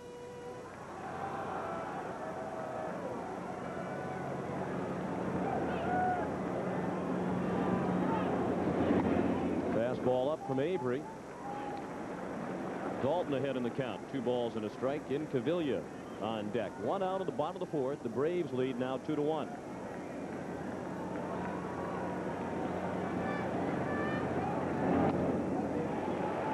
Three balls and a strike. Avery has retired 5 in a row since the intentional walk to Stalker back in the 2nd.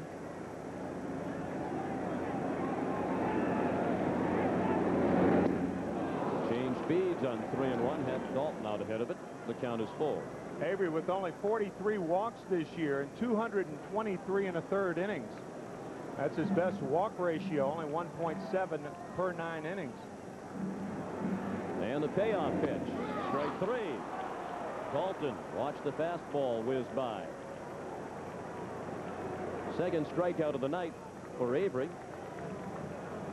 The Goodyear blimp, Spirit of Akron, is floating overhead, providing our aerial views of the action on the field. The Goodyear blimp has been flying over major events for more than 68 years.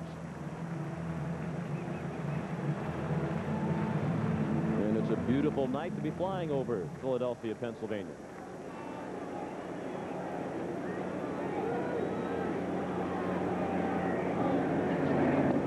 Great days to be a Philadelphia sports fan. Phillies in the postseason for the first time in 10 years. The Eagles, a big surprise in the NFL, undefeated. Even though Randall Cunningham broke his leg, he's out for 10 weeks. Broke his leg in his last start. Well, let's hope either he or Eric Lindros don't announce their retirement tonight and take the spotlight away from these two teams that work so hard to get into the spotlight.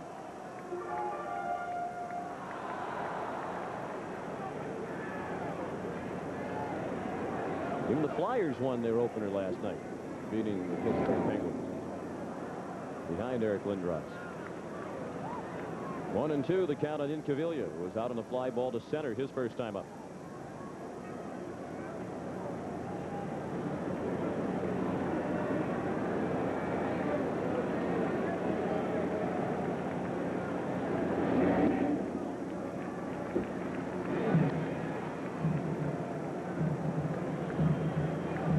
Chamberlain hoping for a chance to bat here in the fourth.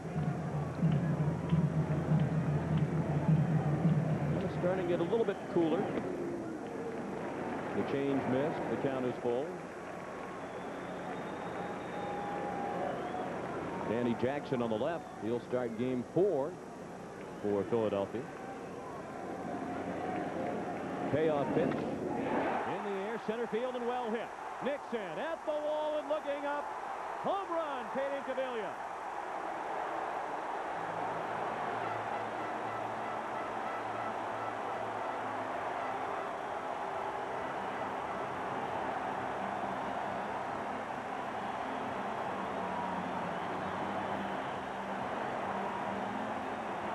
Incaviglia hit 24 during the regular season, 2 of those off Steve Avery. His third homer in 93 off Avery has tied this ball game at 2. This is a good pitch right here, outside corner, fastball, and Incaviglia really puts a charge in it. 5 of those 24 home runs to center field this year, and he knew it. Home run trot early. He knew it, so did Otis Nixon. Incaviglia said yesterday this is by far the most fun he's ever had as a major league player, and getting more fun for Inky by the moment. 2-2 the score in the home half of the fourth, and the batter is Wes Chamberlain with 1 strike to count. And a ball. Chamberlain doubled down the right field line his first time up.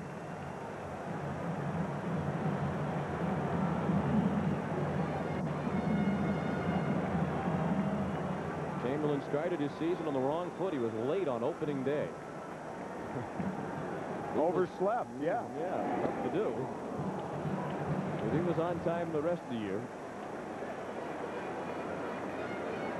One of the differences between the Phillies and the Braves, among many other things, is that the Phillies have 5 regular outfielders. They platoon in right field with Eisenreich and Chamberlain. Eisenreich, a left-handed hitter, of course, and in left field with Incaviglia and Milt Thompson. Dykstra, the only outfielder that plays every game for the Phillies. 1-2 to Chamberlain. He laid off it low and away. 2 balls, 2 strikes. Braves, on the other hand, with Gant, Nixon, and Justice are solid, and if one of them go down, then Deion Sanders takes their place. Deion, bothered by a virus, put him on the shelf for a while. The strikeout ends the inning, but the home run by Incaviglia ties the ball game 2-2 after 4.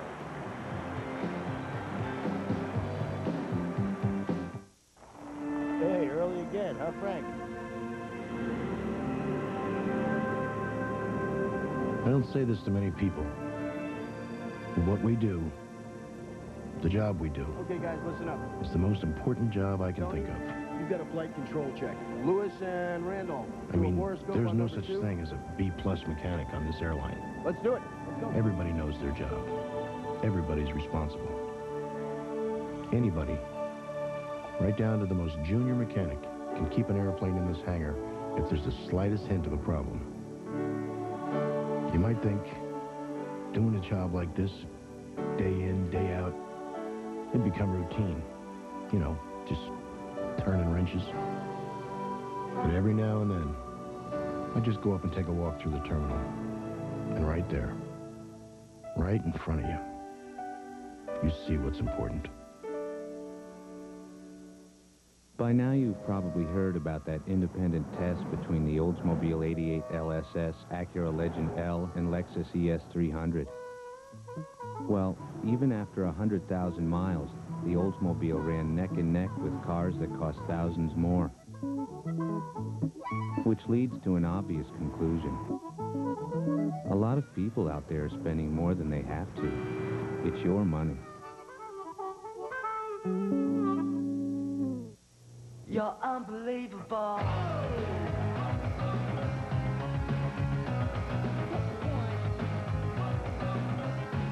You're so unbelievable.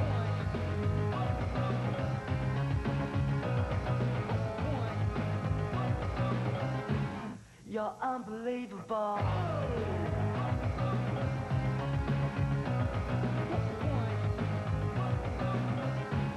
You're unbelievable. A thank you message from Major League Baseball. The Philly Fanatic, the best mascot in the game, in my opinion, fooling around with Dulio Costabile, our cameraman, on top of the Braves dugout. Interesting story. David Raymond is the gentleman inside that costume. He has been the only Fanatic the Phillies have had. And you notice those hand movements. His mother was hearing impaired. His mother, Suzanne, she passed away 4 years ago. And he credits having to communicate with his mother. One of the big reasons that he can communicate with the crowds here at Veterans Stadium. Very warm story. His dad, the coach at the University of Delaware, he's been there for 38 years. The football coach, Tubby Raymond, a legend in these parts. Mark Lemke, the batter. He popped out to the third baseman Hollins his first time up. So each team has enjoyed the lead, and each team has squandered it. And we're tied at 2 in the 5th inning. Lemke, Avery, and Nixon against Schilling. Breeze for the first 2 and has labored in the last 2. Fastball for a strike. 2-2 on Lemke. Still bothered by a sore shoulder is Lemke. It's his right shoulder, his throwing shoulder. His knee, which sidelined him for a while, is feeling much better. Chopped down to first. Truck wins the race to the base. 1 out.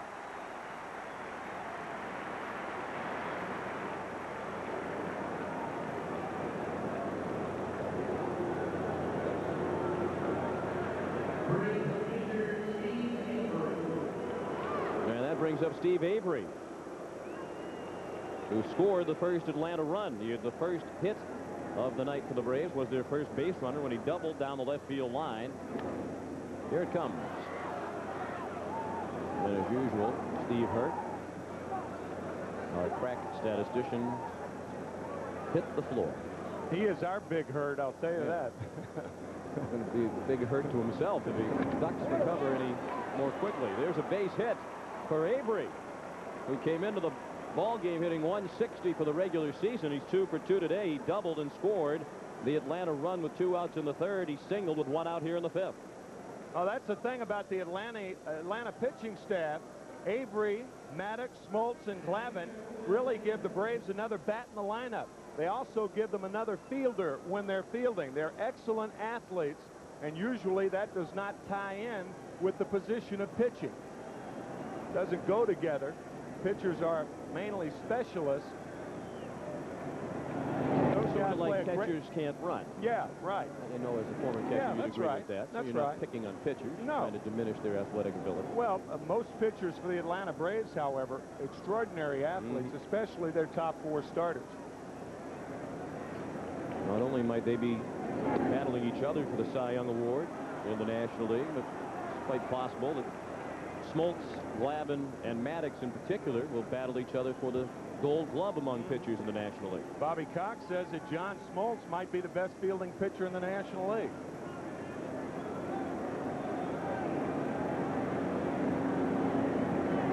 The 2-0 to Nixon. Slapped past the diving Hollins into left field. So Otis Nixon is 2 for 3 with his RBI double in the third. Now an opposite field single here in the fifth.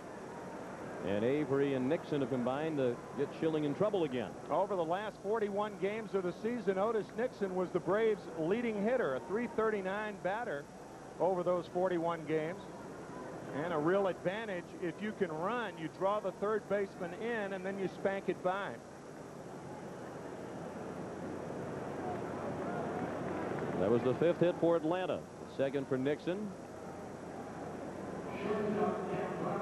1st and 2nd and 1 out for Jeff Blauser, who was struck out twice, both times swinging.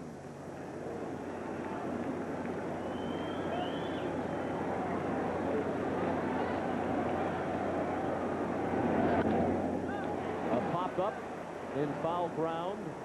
He'll be back into the seats. The city of Atlanta is still in search of its first professional championship. Braves have not won the World Series in 27 years since moving to Atlanta. The Falcons came to town in '66 as an expansion team. They have not even been to the NFC championship game. The NBA Hawks moved from St. Louis in 1968. They've never been to the NBA Finals. Of course, the Flames were there in hockey for 8 years. There's Ted Turner. He'd like to be the man to bring the first championship professional sports to Atlanta. And he owns half of the teams in Atlanta, not only the Braves, but the Hawks.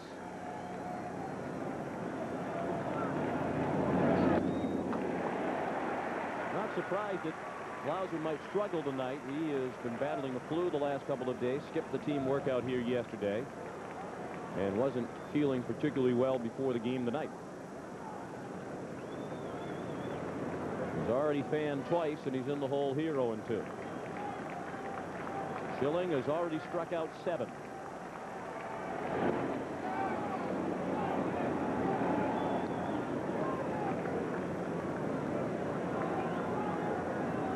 One of the few problems Schilling had this year, the opponent's batting average with runners in scoring position, .311.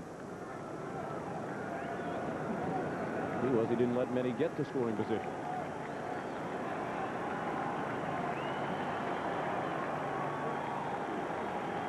Time called. Dalton will go to the mound to discuss the 1-2 pitch upcoming to Blauser.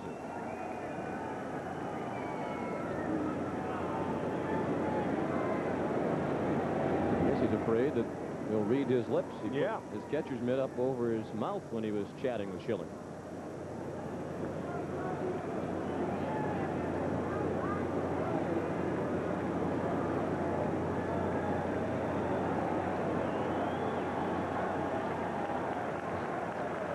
Eastwood, read my lips. I can't. You have a glove over them. Maybe they're just germ conscious.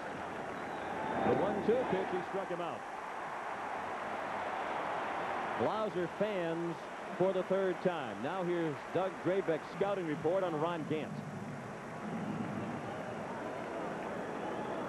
He's an aggressive hitter. You want to try to tie him up inside so you can use your breaking balls away. He likes the ball up in the zone. And he's another one you want to keep off the bases because he can run. See, the one thing about Doug Drabek, he's a completely different pitcher than Curt Schilling. Schilling throws a high riding fastball, and Drabek, the type of guy who can get in on Ron Gant, but I don't think you'll see Curt Schilling doing that. 32 go-ahead runs batted in for Gant this year. He has a chance to give the Braves the lead here. 2-2 the score in the 5th. Avery, the runner at 2nd, and Nixon at 1st. The 0-1 pitch with 2 outs. High fastball. Gant chased it and missed it. 0-2.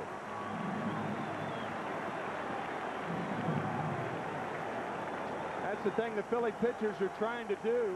Get ahead of Ron Gant and then expand the strike zone. Be surprised to see this slider off the plate. Gant is inclined to swing at bad balls when he's behind in the count. Schilling looking for his 9th strikeout. He struck him out.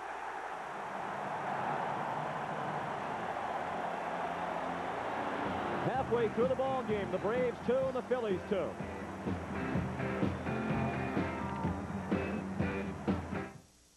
So what would you say if I told you to see your Oldsmobile retailer right now? You'd ask for directions. You'd say you just bought a new Oldsmobile a few minutes ago. You'd say, wow, an 88 special edition with air, cruise, tilt, anti-lock brakes, and dual airbags for $19,995. Gee, so I was right the first time. It's your money.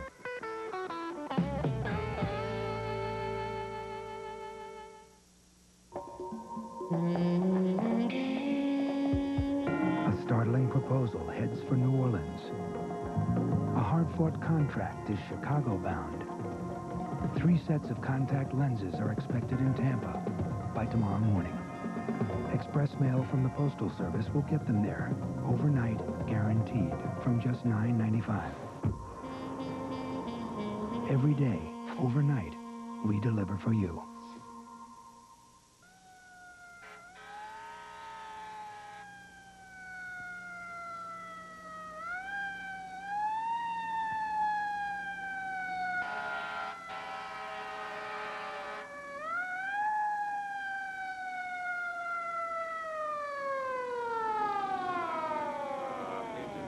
It's somewhat wilted. Stand by, 710. I ordered pepperoni and onions on this pizza. I can't taste them. I can't even see them. They're just cut small. Small? How small? So small they can't be seen by the naked eye. Want big toppings? Introducing the new Chunky-style pizza from Pizza Hut. It's got big chunks of meat and vegetables for taste you can actually see. South of Sunset is where it's happening. It's where it is. What is? South of Sunset. Where's that? City of Angels. Hey, I'll show you angels. Give me a break. Cody's a hard case. Ziggy's a smoothie. And together, they make the greatest pair of detectives since... Sure looking at him, boy. See what I have to put up with? South of Sunset. You call this a promo? 3 weeks from tonight, see the action comedy you never thought you'd see on the Caucasian Broadcasting System. That's Columbia. No, that's comedy. South of Sunset. Sean McDonough with Tim McCarver and Pat O'Brien back at Veterans Stadium in Philadelphia. Halfway through the ball game, the Braves and Phillies tied at 2 in Game 1 of the National League Championship Series. And Kevin Stocker, who was intentionally walked in the second, begins the Philly 5th against Steve Avery. The first pitch high for ball 1. Already thinking about the holiday season here in Philadelphia.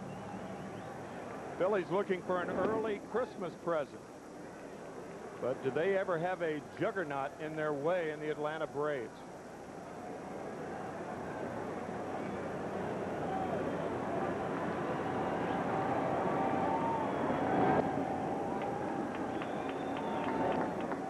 One and 2 the count on Stocker, the second most inexperienced shortstop to start a postseason game.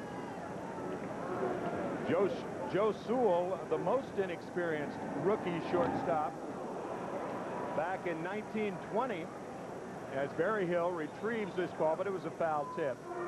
Back in 1920, Joe Sewell of the Cleveland Indians, playing in a World Series, the youngest rookie shortstop, or the shortstop of the fewest games, only 22, and the reason for that was the death of Ray Chapman. He was hit in the head, a pitch by Carl Mays. That is the only fatality ever, pitcher to a batter, in Major League Baseball. One thing that Jim Fregosi loves about Kevin Stocker is he says you tell him something once and he never forgets. And Fregosi says that his college coach deserves a lot of credit. He attended the University of Washington. He became a switch hitter his freshman year. And he credits, Jim Fregosi credits, Bob McDonnell, his coach for 14 years out there. That's how many years Bob was out there. Justice, the catch for the first out of the 5th. Coach McDonald now at Navy. Stocker wasn't sure when we spoke with him yesterday if Coach McDonald would be here tonight, but that's not that long a trip. Couple of hours. Now Kurt Schilling. The pitcher bounced to the first baseman, McGriff, unassisted his first time up. We're in the fifth, 2-2 the score. Fanatic now from the Phillies bullpen.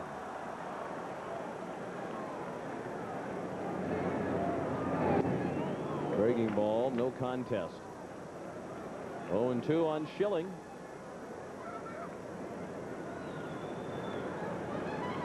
His 93 season, just the second full year as a major leaguer for Schilling.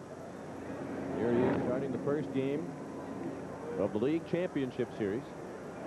Said yesterday it's definitely an honor, but he equated it to starting on opening day of the regular season. He said you strive for that during spring training. If you do it, that's great, but after opening day, it really isn't any more significant than any other starting assignment. That's the case when beginning the league championship series as well. Lemke throws him out.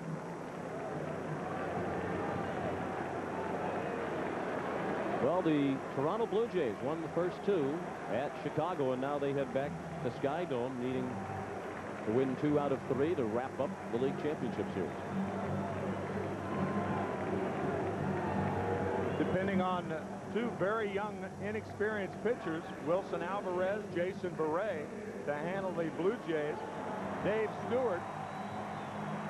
There you see Alvarez and Hinkin. They'll be going on Friday night. Dave Stewart today winning his 7th league championship series game. He is 7-0 in LCS play. Remarkable. We allowed only 1 run over 6 innings today in Toronto's win.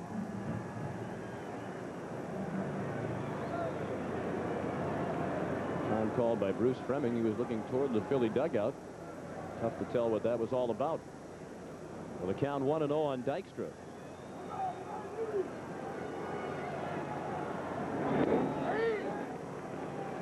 Dykstra doubled and scored in the first inning. He popped out to the third baseman Pendleton in the third.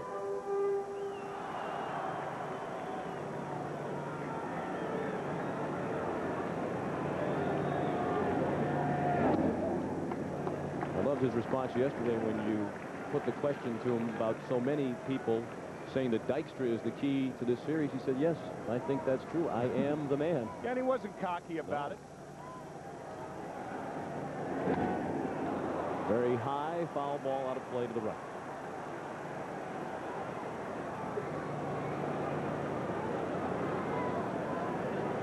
Atlanta Braves has Henry the Hammer Aaron, and the Phillies have Nails Dykstra. He is a money player. Big 2-run homer in Game 3 of the National League Championship Series for the Mets in '86.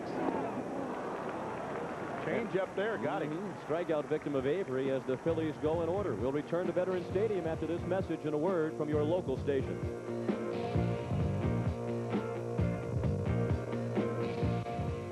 Okay, big finale. Don't forget, 3 weeks from tonight. South of Sunset.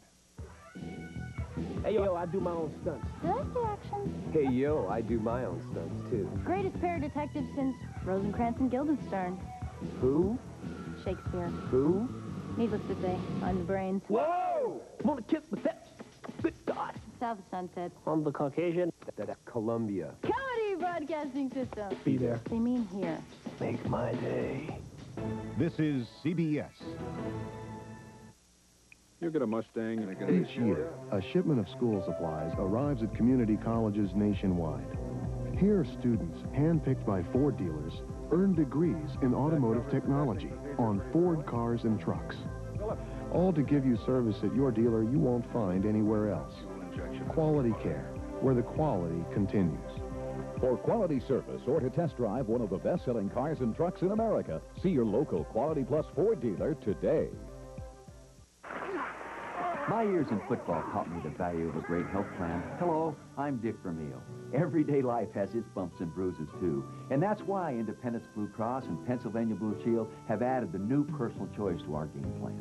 There's no need to enroll with a primary care physician, and you don't need a referral to see a specialist. Office visits are covered, and there are no claim forms. Now, what could be easier? Call 1-800-ASK-BLUE for all the benefits of personal choice. the health plan that controls cost, not people.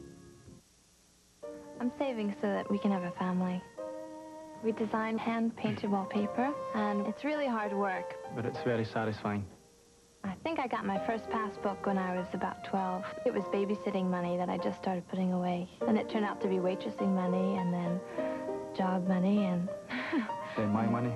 Your money. Marnie and Nori Collins find that banking really is as easy as GSB. Savings means freedom to me.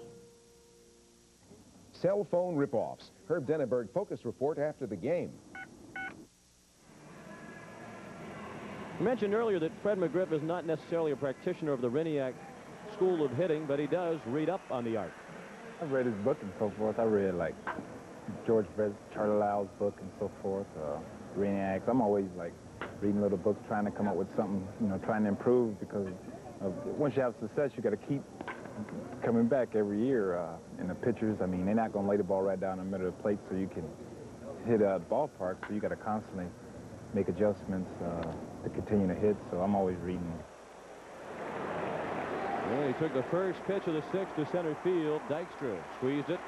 One out. McGriff now 1 for 3. He singled back in the fourth. Thing about hitting and pitching, as Fred said, you've got to adjust before the pitcher does. If he's pitching inside all the time, then you've got to open up, look for more pitches in there, and then when you start hitting that pitch, you realize that a lot of pitchers are going to go away, so your thinking has to adjust before the pitchers do.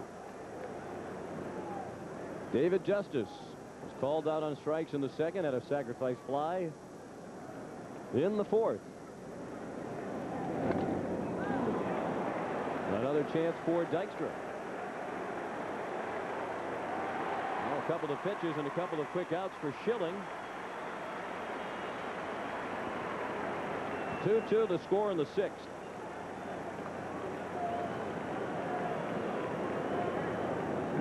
Schilling could use a quick inning. He's faced 5 men in each of the last 3 innings.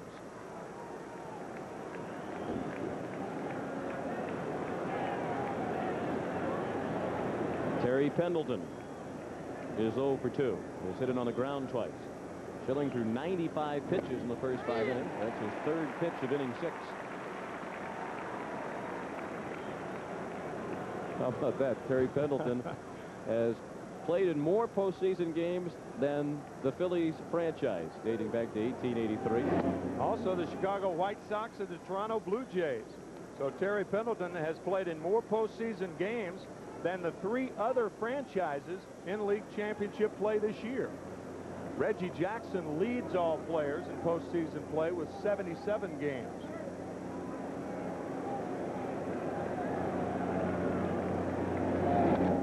Pendleton sends it out of play. The current Phillies franchise entered the National League in 1883, as you saw in the graphic. A fellow named Alfred Reach bought the Worcester, Massachusetts Brown Stockings and moved the team here. They've been here ever since, known once upon a time as the Quakers, and in 1944 and 45 as the Blue Jays.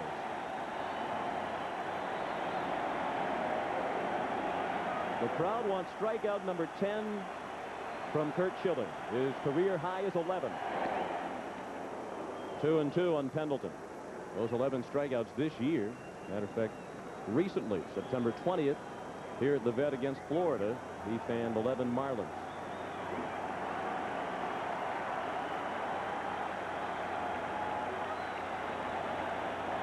He's had at least 1 strikeout in every inning. Doesn't have one here in the 6th and won't get one if Holland throws out Pendleton. He does, and that ends the inning. The Braves go in order after 5½. 2-2 the score.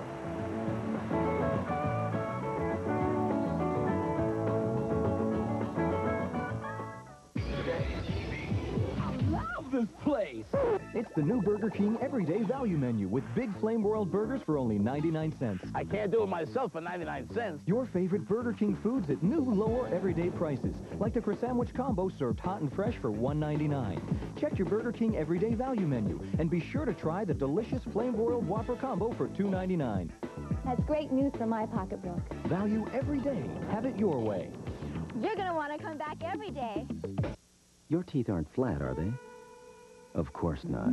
If they were, a flat brush would be ideal. But since your teeth are shaped like this, we designed our brush like this. Introducing Crest Complete. Your dentist uses special instruments that get between teeth. Crest Complete gets between too, up to 37% farther than the leading flat bristle brush. So to help maintain a dentist clean at home, get new Crest Complete. Only Crest could make a brush this complete.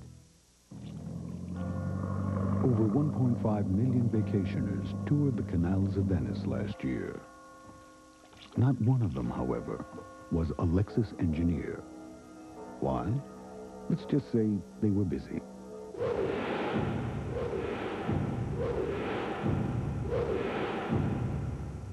The 1994 Lexus ES. Improved, revised, refined, embellished. In a word, new. Driver, do you have any Bud Light in your vehicle? Yes. And I am Mr. Gallywikich. You mean Dr. Galakowitz? Yes, I am. This is so cool.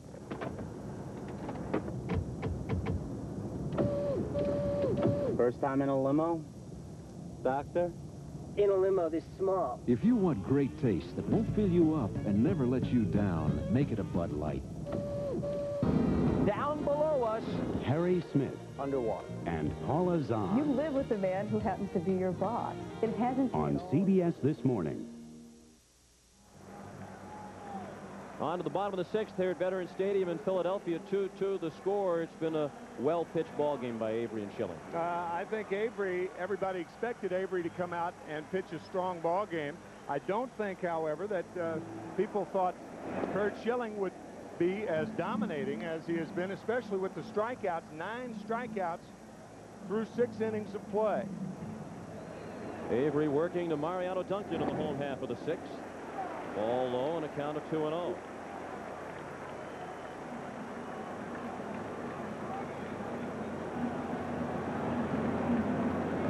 Duncan, Kruk, and Hollins due up. Mariano bounced one foul.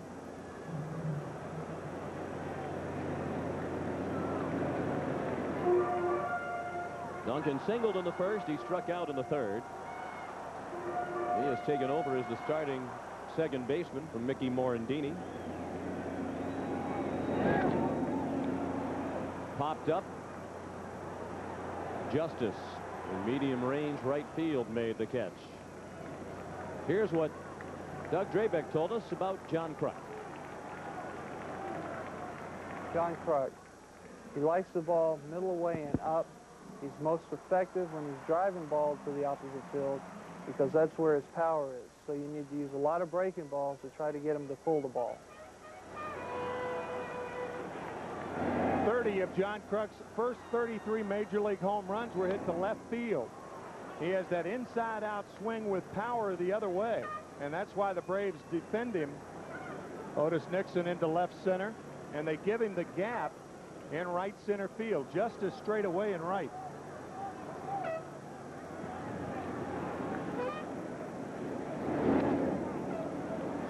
Looked like he was trying to shoot it to left field, and he fouled it off. 0-2 on Kruk. Very, very unusual swing and stance by John Kruk. Looks like he's standing there ready to open an umbrella. Open stance, almost facing Steve Avery.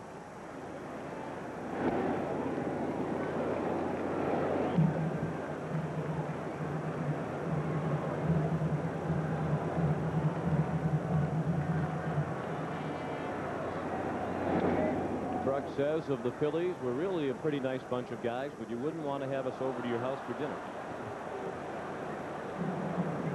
Of course, David Letterman had him by for a visit on the Late Show with David Letterman here on CBS a couple of weeks ago, and Kruk was a smashing success.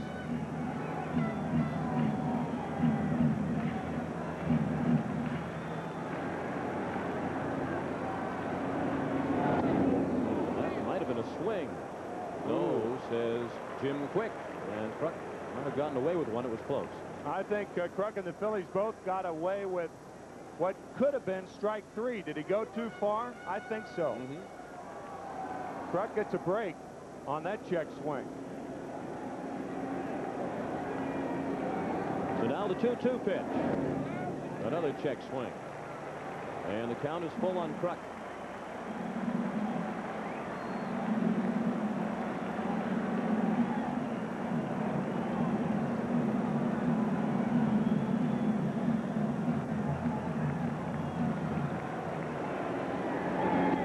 Ball 4, the Phillies have the go-ahead run on with 1 out in the 6th inning. Just the second walk thrown by Avery. If you're just tuning in, the Phillies scored first in the first. Dykstra doubled, took third on a Duncan single, scored when Kruk reached on the fielder's choice. Atlanta tied it on a 2-out double in the 3rd by Avery, and Otis Nixon doubled him in. Atlanta took the lead in the 4th inning. A leadoff walk by Gant. McGriff moved him along with a single, just as a sacrifice fly to bring him in. And Pete Incaviglia tied it with a 2-out solo home run in the 4th.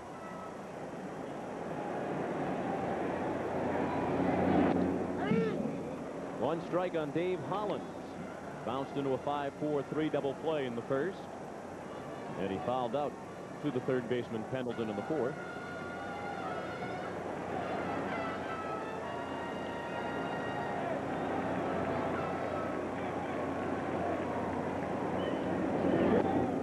Off-speed pitch missed low. 1-1 on Hollins.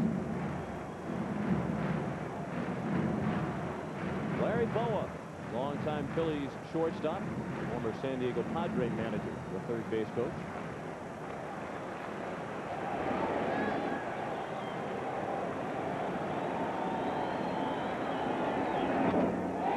Line down the right field line, a base hit. It'll roll to the wall. Kruk being waved around 3rd and now held, and Hollins has a double.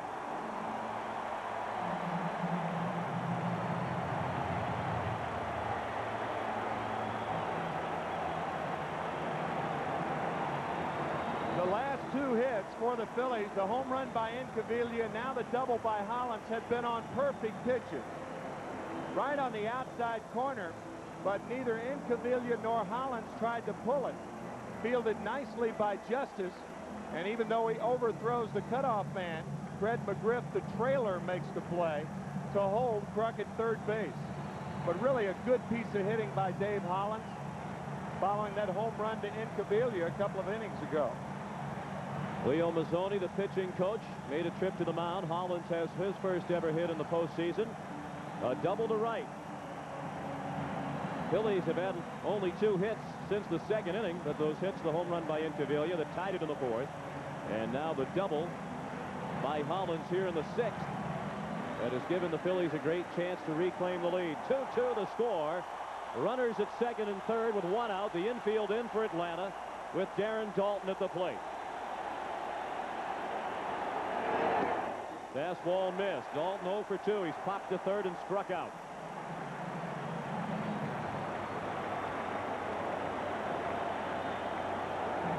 He drove in 105 runs during the regular season.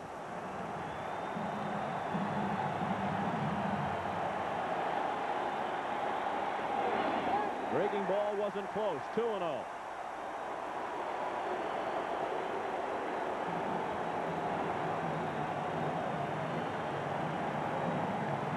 Bobby Cox has action in his bullpen as Avery is faltering here in the 6th. Jay Howell is the right-hander, and Merker the lefty. That's because Pete Incaviglia is on deck. I think Bobby Cox, if Dalton does walk, I think he will make a switch and force Incaviglia out of the ball game and get Jim Fregosi to use Milt Thompson. But Avery is still throwing very, very well. Cox asking Leo Mazzoni if Jay Howell was ready. The 2-0. 3 balls and no strikes. And Bobby Cox giving the signal that they should just go ahead and put Dalton on now. They won't risk being too cute with one of the best RBI men in the game the last couple of years. Over 100 RBIs 2 years in a row. And one would think with Incaviglia's prowess against Avery, especially this year, 3 home runs against him and 1 in this game, that's going to be all, and Howell will be the pitcher.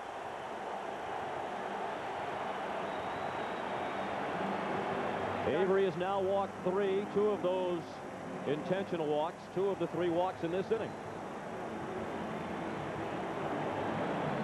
And so far, no movement out of the dugout from Bobby Cox. Incaviglia homered his last time up. A mammoth shot well over the fence and straightaway center.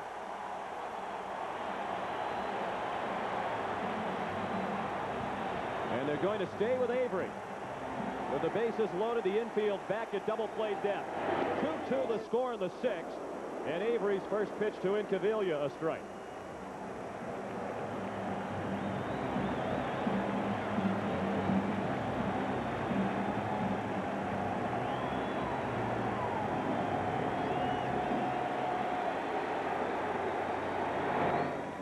Hard foul. Avery jumps ahead of Incaviglia, 0-2. Yeah, Terry Pendleton out to talk to Avery, and then Berryhill out to talk. Glauser went out to talk, and it looked like they were buying time to give Jay Howell a chance to warm up. But he is staying with Avery, and Steve is ahead of Incaviglia, 0-2.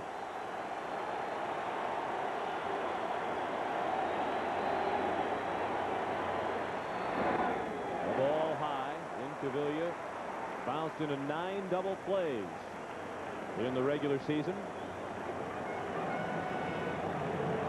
5 career grand slams for Incaviglia, but his career average for the bases full not impressive at 170. The Phillies hit 8 grand slams during the regular season. That's in the dirt and toward the dugout. Here comes Kruk with the go-ahead run.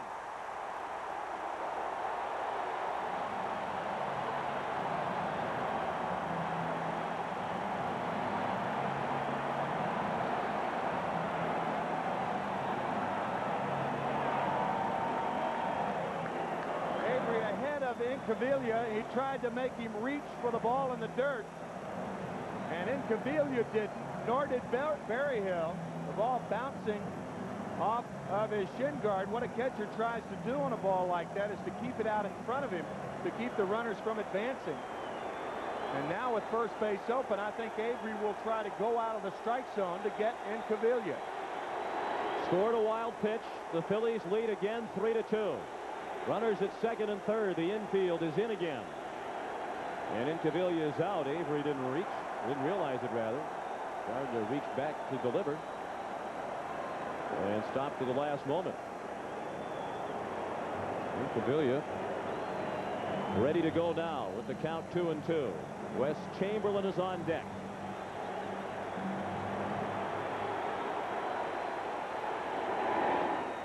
Called strike 3. So from that standpoint, the move to keep Avery in pays off for Cox as Incaviglia strikes out, but it was the wild pitch that did in Steve Avery.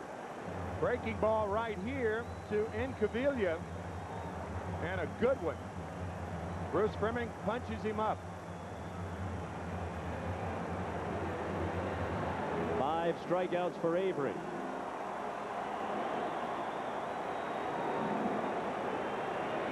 Collins, the runner at third. Dalton at second. And they will intentionally walk Wes Chamberlain and pitch to Kevin Stocker.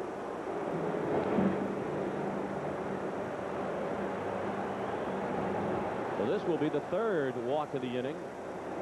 The 2nd intentional walk. And the 23-year-old rookie Stocker will come up with the bases loaded and 2 outs.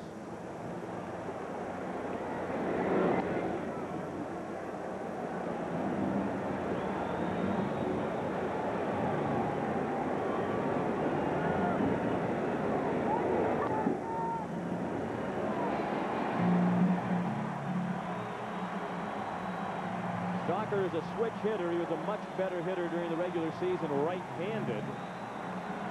Were Cox to make a move, he would likely summon the lefty. Or rather, the right-hander, to make him bat left-handed. Well, I think if you stick with Avery to pitch to Incaviglia, you've got to let him pitch to Kevin Stocker. The reason they walked Chamberlain, a more experienced hitter, but Stocker has had a terrific year. You're talking about, as a right-handed hitter, a .381 batter this year. What's really amazing about that is when they called him up from AAA Scranton Wilkes-Barre. It was for his glove. They had trouble with the 3 shortstops they had used for the midway point of the season defensively. Stalker was only hitting .233 through half a AAA season. They didn't care if he hit a lick. They just wanted him to field. From a .233 hitter at AAA to .324 in the major leagues.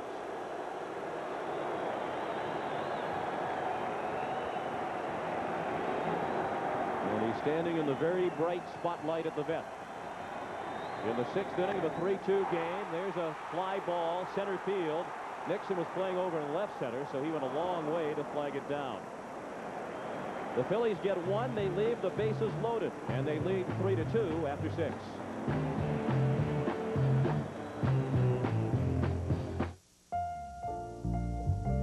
Over 2 million vacationers visited historic Philadelphia last year. Not one of them, however, was a Lexus engineer. Why? Let's just say they were busy.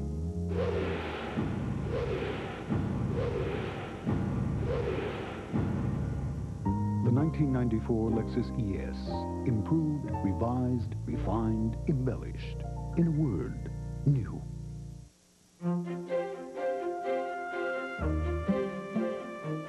One of the most innovative real estate companies in America.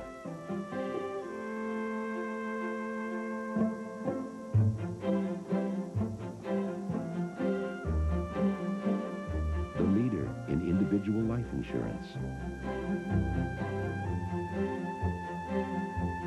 Peace of mind. It comes with every piece of the rock. For all of you with the courage to go it alone, to put your future on the line and your name on the door, there's the corporate card from American Express. Use it for all your business expenses. We'll organize them by category and even provide records of charges. It's a great way for any company to get a handle on costs. Call 1-800-SUCCESS. The corporate card to your success. Double header. I'm hungry. That goes double for me. McDonald's, I'm the double. Thanks to McDonald's Double Plays, you can get 2 double cheeseburgers for $2 or 2 triple cheeseburgers for $3. What you want is what you get at McDonald's today. CBS Sports coverage of Game 1 of the 1993 National League Championship Series is brought to you by Lexus Luxury Automobiles, American Airlines, something special in the air, and by the Prudential Peace of Mind that comes with every piece of the rock. The Goodyear Tire and Rubber Company has dispatched its blimp Spirit from Akron, Ohio to help with our coverage of tonight's action. And we appreciate the pretty pictures from high above the vet. 62,012 the attendance here tonight. Phillies used to play in Connie Mack Stadium. The first year for this stadium, 1971. Damon Berryhill takes the first pitch of the 7th to right center. Dykstra cut in front of Chamberlain to make the catch.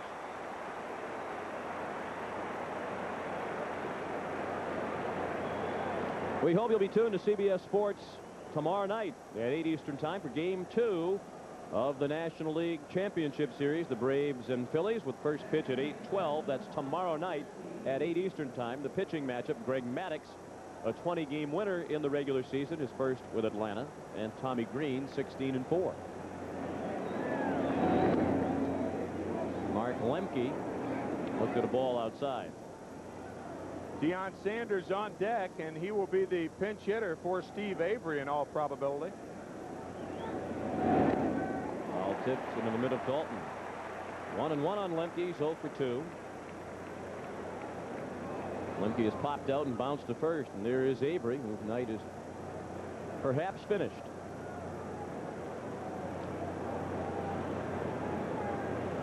Seventh inning, 3-2 Philadelphia. Fastball just missed. Sean, you mentioned earlier that Lemke's shoulder is bothering him, and after that last swing against Schilling, you could see him moving that shoulder and rotating it around.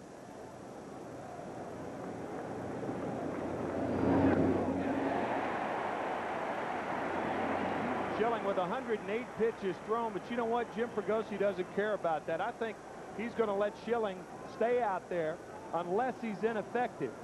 I don't think that he's worried about how many pitches he throws tonight. Line drive and a base hit. So the Braves have the tying run on with 1 out in the 7th inning as Lemke delivers an opposite field single. Well, that is good hitting by Mark Lemke, protecting the outside part, and he pops one to left center field.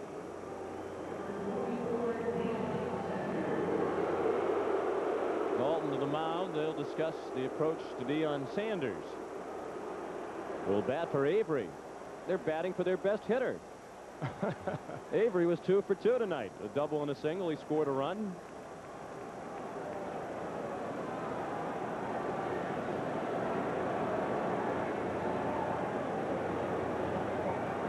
So here's Sanders, who was a terrific pinch hitter during the regular season. He went 12 for 29 off the bench, including a pinch hit home run. Overall, he hit .276, but .414 as a pinch hitter. And he's 4 for 10 lifetime against Curt Schilling. And the one thing that he gives the Braves off the bench is speed. He only hit in the 3 double plays this year. So even if he hits it sharply, the middle infielders would have to hurry to get Sanders. And if you get the lead runner, he's in a position to steal. There are some Braves fans among the 62,000. And a called strike. 1-1 the count. 2 setup men warming up in the Philadelphia bullpen. Larry Anderson, the right-hander. David West, the lefty. They've done an excellent job this year getting Jim Fregosi to his closer, Mitch Williams. Little pop-up. Stalker in shallow center. 2 outs. Sounded like Sanders broke his bat and he was looking at the lumber as he heads back to the dugout. Swinging at that inside fastball is like trying to run a dull razor through a heavy beard. Broke his bat. So you can see Schilling still throwing very, very hard. The Phillies lead the National League in complete games with 24. And Jim Fregosi is a guy that if the guy's still got his stuff and is still effective, he does not worry about the pitch count. We mentioned earlier Schilling's strikeout high of 11 on September 20th against Florida. In that game, Curt threw 139 pitches.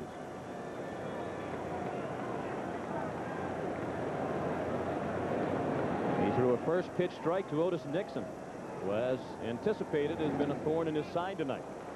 Nixon 2 for 3, a single and an RBI double.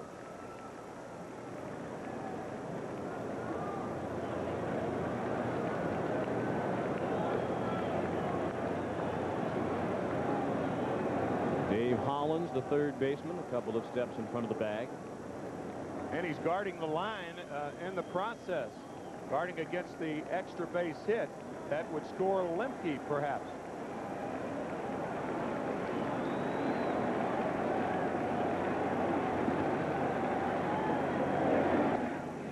Just low.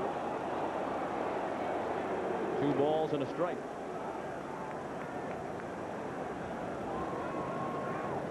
And if you're just joining us, that lovely lady is Mary Jo Schilling, mother of the pitcher Curt Schilling.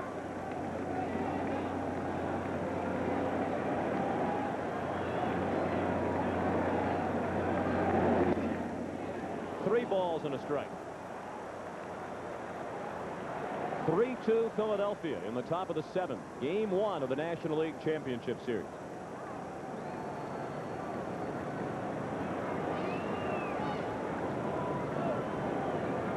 Lenny Dykstra has the habit of waiting till just before the pitch sometimes to put his glove back on his hand a little bit earlier in this instance. And that's ball 4. So Schilling has walked Nixon. He's put the go-ahead run aboard and has pushed the tying run in the scoring position. And here comes Johnny Podres, the pitching coach. Just the second walk thrown by Schilling. The other one went to Gant leading off the fourth, and Gant scored after walking. Mentioned earlier that Curt Schilling said Johnny Padres should be the MVP of the Phillies.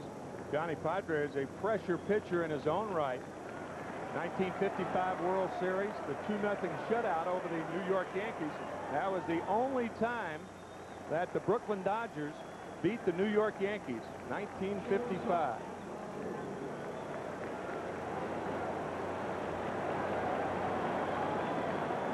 First and second and 2 outs. Blauser is struck out 3 times tonight. Check swing and a foul ball over the Philly dugout.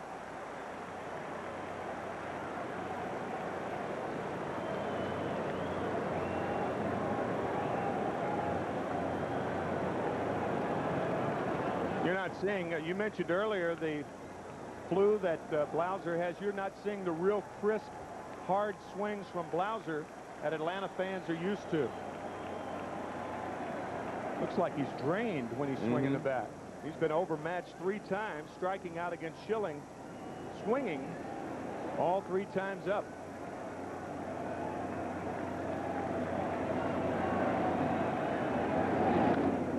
And late on that pitch, 0-2. He's behind everything.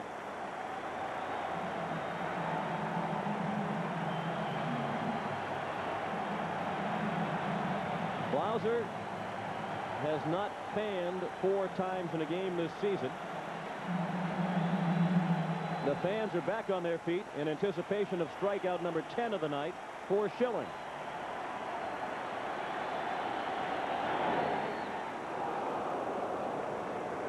Interesting reaction on that pitch by Bruce Fremming, the home plate umpire. It looked like he thought it was going to hit him, even though the pitch was low. A little bit jumpy.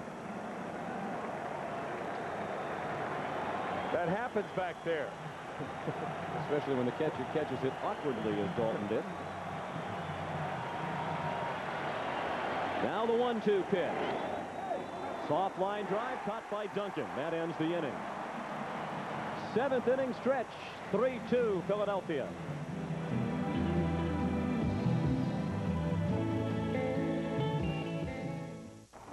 Hey, early again, huh, Frank? I don't say this to many people. But what we do, the job we do, Okay, guys, listen up. is the most important job I can think of. You've got a flight control check. Lewis and Randolph. I mean, there's no such thing as a B+ mechanic on this airline. Let's do it. Let's go. Everybody knows their job. Everybody's responsible. Anybody, right down to the most junior mechanic, can keep an airplane in this hangar if there's the slightest hint of a problem. You might think, doing a job like this, day in, day out, it'd become routine. You know, just turning wrenches. But every now and then, I just go up and take a walk through the terminal. And right there, right in front of you, you see what's important. Airbags, seat belts, and anti-lock brakes, child safety seats, careful driving, and a set of Michelins. It has a computer-controlled safety system, but it isn't an F-15 fighter. It has gold-plated connectors for longer life, but it isn't a deep space probe. It cost hundreds of millions of dollars to develop its technology, but it can be yours starting at around $13,000. It's the 1994 Toyota Corolla. You can't buy a more impressive car for less. The eyes of America. That's why Pearl Vision is now offering $50 off on each complete pair of glasses. Pick any frame in the store, add any lenses, then subtract $50. Right now and only at Pearl Vision. Tonight, Candace Bergen joins Dave. It went on and on and on. Plus, there's not a man, woman, or child alive today who can hit my slider. Phillies up by a run. A little humpback liner to second baseman Mariano Duncan, and the Schilling family very, very happy as Kent Merker is on in relief of Steve Avery. Merker 3-1, his 44th game. He started 6 and throws just about as hard as Steve Avery does. He was 3-1 in 43 games. 6 of them starts.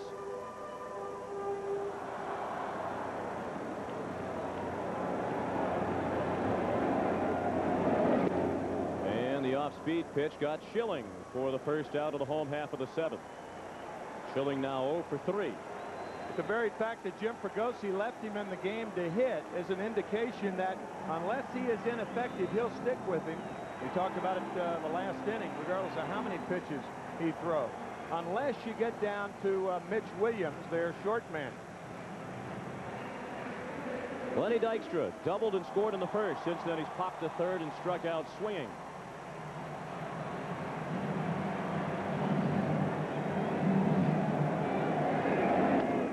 Merker starts him with a fastball for a strike. Steve Avery worked 6 innings.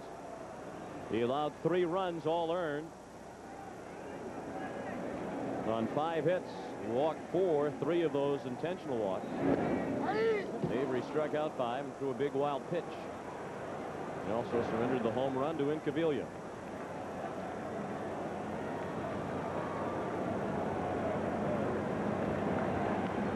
Mariano Duncan on deck.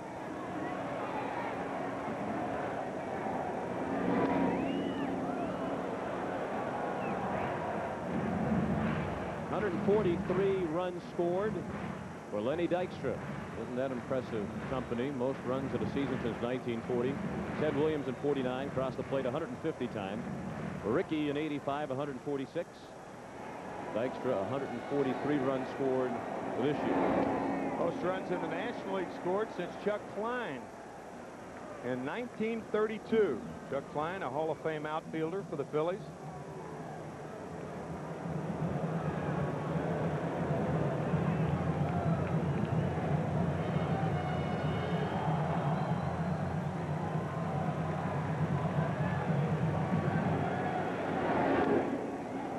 Tied him up, and Dykstra fouled it away. Still 1-2. Oh, the arms on Lenny. Bigger guns than the 140-pound junior had when he went to see Rod Carew. Rod Carew was Lenny grew up from Santa Ana, California. You see why he stepped out? He had a stream of tobacco juice from his lip all the way down his chin. That was even too much for Lenny to deal with. Rod Carew, of course, the Hall of Famer for the Angels and an idol of Lenny's growing up. As a matter of fact, you can see a little bit of Rod Carew in the hitting style of Dykstra. Open stance, back foot close to the plate. Lenny told a great story about that yesterday. His junior year in high school in the Anaheim area, tried to sneak into the Big A to meet Rod Carew, was arrested, thrown in jail. His parents had to bail him out. His aunt wrote a letter to Rod Carew explaining the situation. About a week later, Dykstra got a phone call from Carew inviting him to come back to the stadium, this time as an invited guest. Lenny is aboard with 1 out in the 7th. Lenny said that he would have signed with the Angels, but they thought he was too small. He only weighed 140 pounds. But as you can see, he is much bigger now. And very much a threat to run is Dykstra. He's at first with 1 out. He stole 37 bases during the regular season. 7th inning, 3-2 Philadelphia. Here's Duncan, who singled back in the first. Dykstra thrown out 12 times to go along with the 37 steals. He's really the only big stolen base threat on the Philadelphia ball club. Second highest stolen base total, Mickey Morandini, who is no longer a starter. He has 13.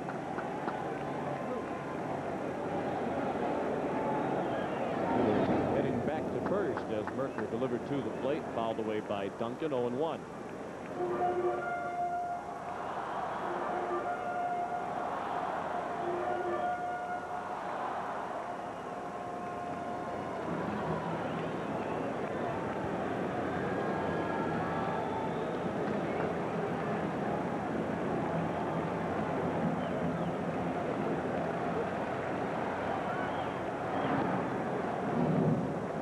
Phillies are so deep in their pitching.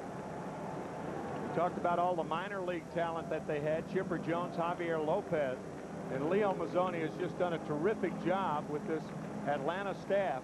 They keep running one quality pitcher after another at the opposition, to the point where Pete Smith didn't even make the roster. Pete Smith and Marvin Freeman, two pitchers dropped as Atlanta had to get back down to the 25-man roster for the postseason. Those two guys the Phillies might well like to have in their bullpen.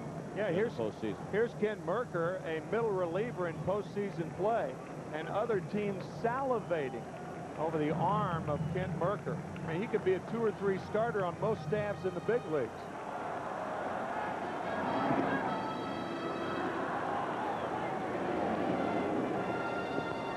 Dykstra at first, 1 out. Bobby Cox and the Braves trail 3-2 in the 7th inning. Berryhill looking in to Cox for some help with the signs. You saw the fastball signal given by Berryhill, and Mercker blew away Duncan with it. So 2 strikeouts in the inning for Mercker, with the walk to Dykstra in between. See, Mercker just blows this ball by Mariano Duncan. An excellent hitter against left-handed pitching, but that's the thing about Bobby Cox. When he took over as general manager of the Braves after leaving Toronto back in 1986, he said this organization not only needs pitching, it needs left-handed pitching. He went out and signed Tommy Glavine, Kent Mercker, Steve Avery, pitchers of that ilk, and have they ever performed? John Kruk looked at ball 1.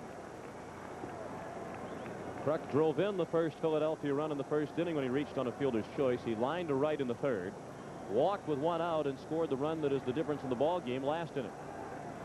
Dykstra at first here in the 7th with 2 outs. 3-2 Phillies. Despite the fact the Phils have been out hit by Bobby Cox's charges, 6-5.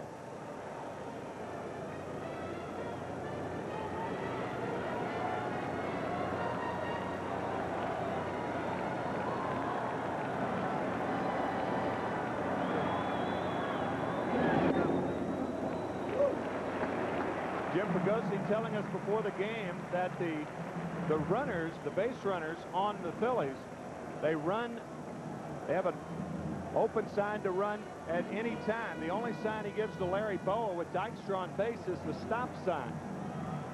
If he gets a jump, then they want him to run. He seems to be having a tough time reading the move of Mercker.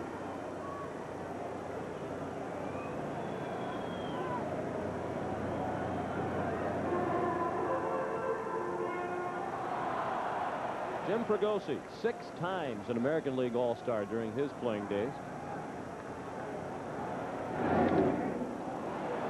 Kruk hit it a mile high behind the plate. And Berryhill does not have a play.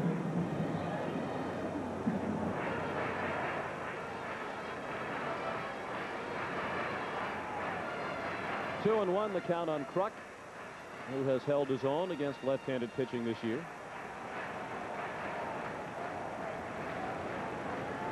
In Mercker, he's facing a former first-round draft pick. Kent, the Braves' first selection in June of 1986.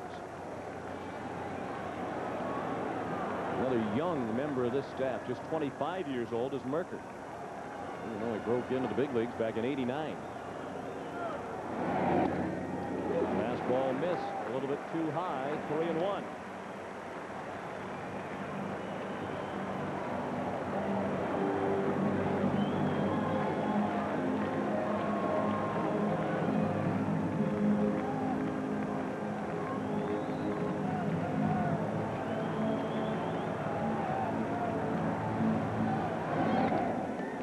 Ground, right side, Lemke knocked it down from his knee. He threw him out.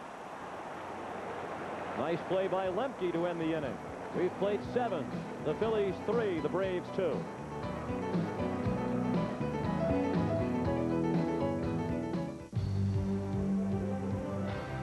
Toyota proudly presents All-Around Champions. Doc Gooden is serious about winning. Having overcome a career-threatening injury, he knows exactly what it takes to encourage children to triumph over hardships.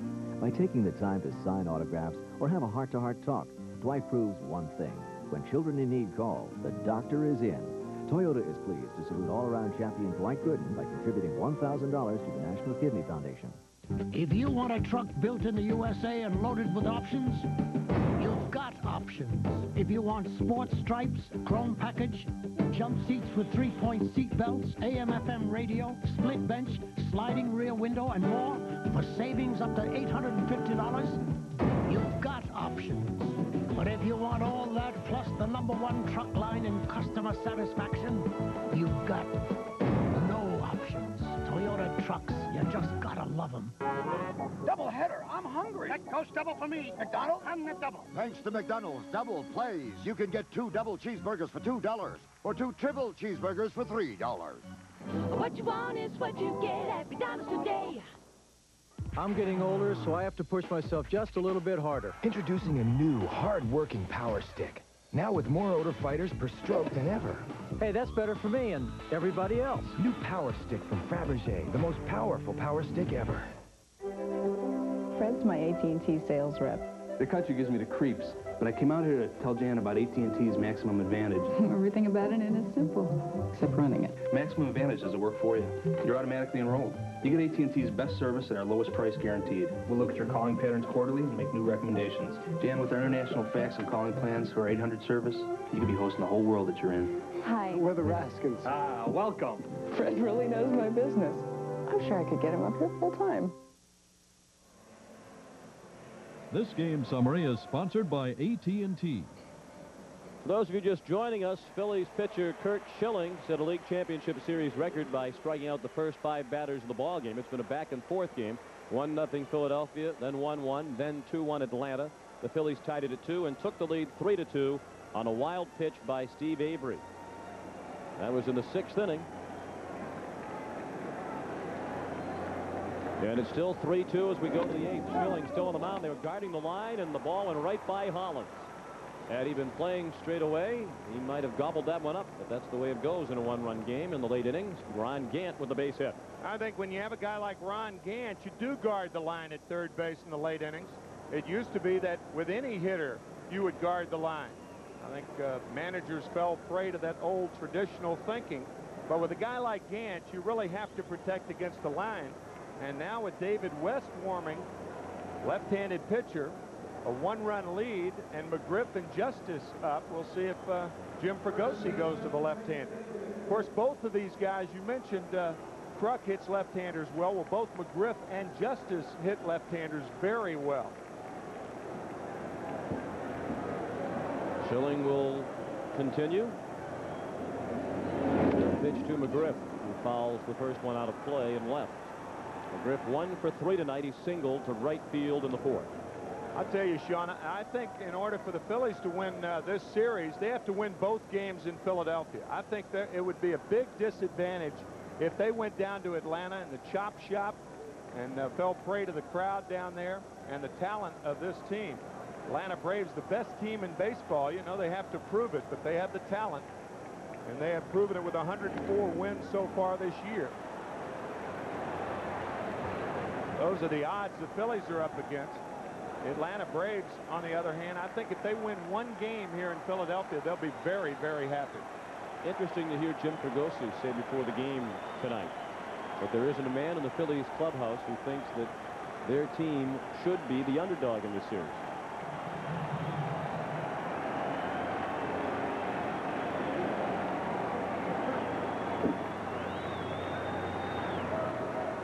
Just as Schilling started to deliver the 0-2, McGriff called time. 3-2 Philadelphia. We're in the top of the 8th. Sean McDonough with Tim McCarver and Pat O'Brien at Veterans Stadium in Philadelphia. Game 2 here tomorrow night, 8 o'clock Eastern time on CBS.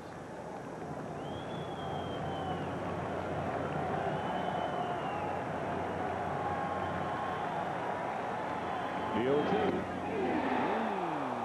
Oh, so close.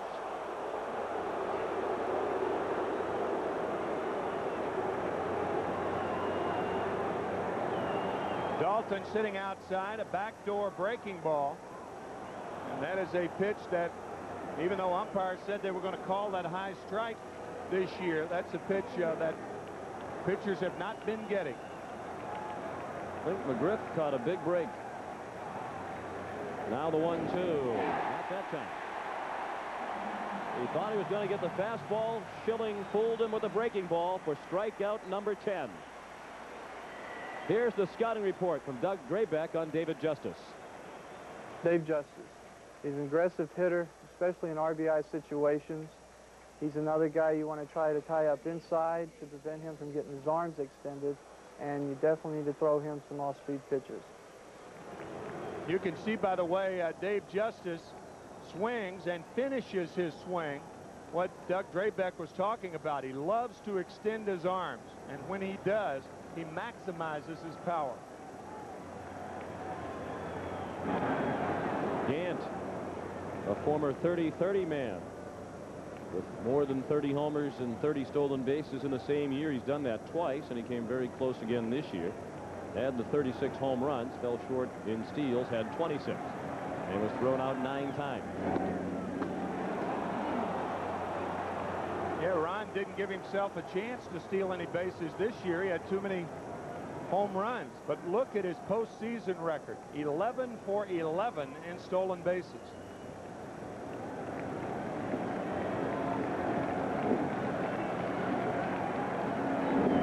Right down the middle, 1-1 on Justice, 1 out. Gant at first, 8th inning.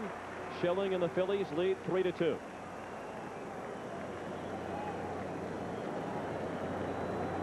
That strikeout of McGriff was the first K for Schilling since the 5th inning. The strikeout pace has tailed off, as you might expect, given that he fanned the first 5 of the night.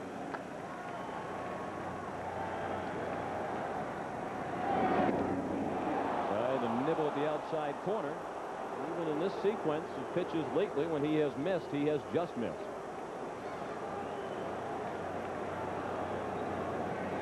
I think the reason that Ron Gant isn't running is to leave the hole open on the right side, realizing that if Justice can hit one through there, he'll be on third anyway. And the outfield is extremely deep for David Justice. They don't want to give up an extra base hit at this juncture. Play the big guys deep and the little guys shallow.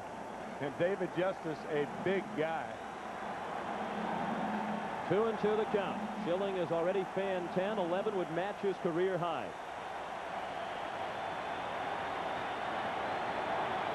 The runner goes, and Justice fouled it off. Gant running with the pitch.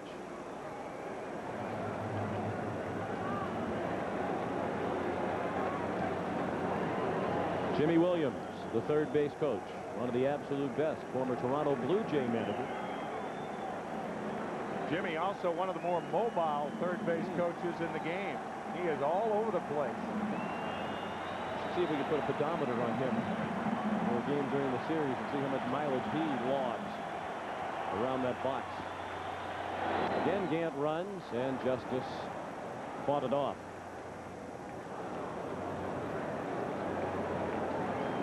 With 10 strikeouts for Curt Schilling, it's the first 10 strikeout game in postseason play since 1988, when Tim Belcher, then of the Los Angeles Dodgers, fanned 10 New York Mets in Game 2 of the '88 National League Championship Series.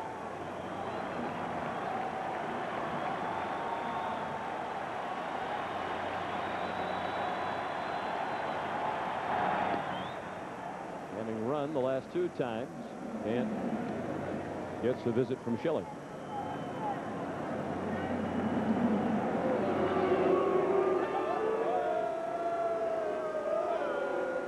They're true to their team despite being booed by those sitting around them.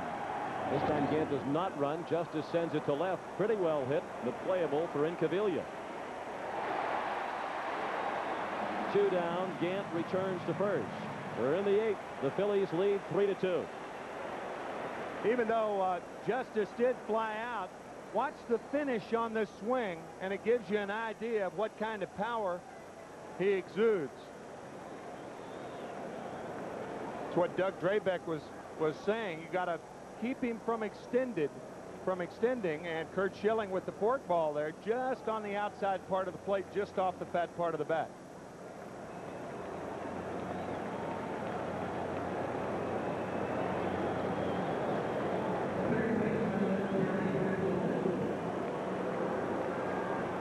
Now Terry Pendleton, who is 0 for 3 tonight, has hit it on the ground all 3 times.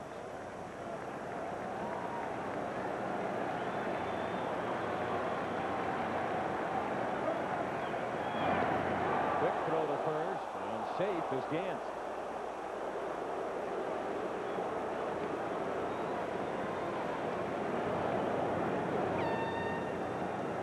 Remember, only 11 stolen bases against Schilling this year, 22 tried. He does keep the runners close.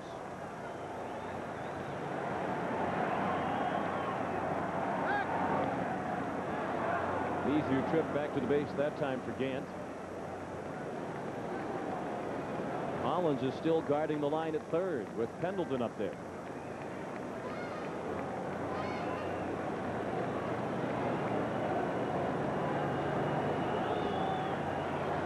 A lot of room in right center field for Terry Pendleton. Fouled the first one off the mask. 1 strike on the Atlanta third baseman. It would take a little bit more than that to daze Darren Daulton, who caught 147 games, appeared in 147 games during the regular season, despite having had 6 operations on his left knee over the course of his career. As a matter of fact, he will have his left knee operated on for the 7th time, probably, says Dr. Phil Marone, the Philadelphia team physician, after this season is over.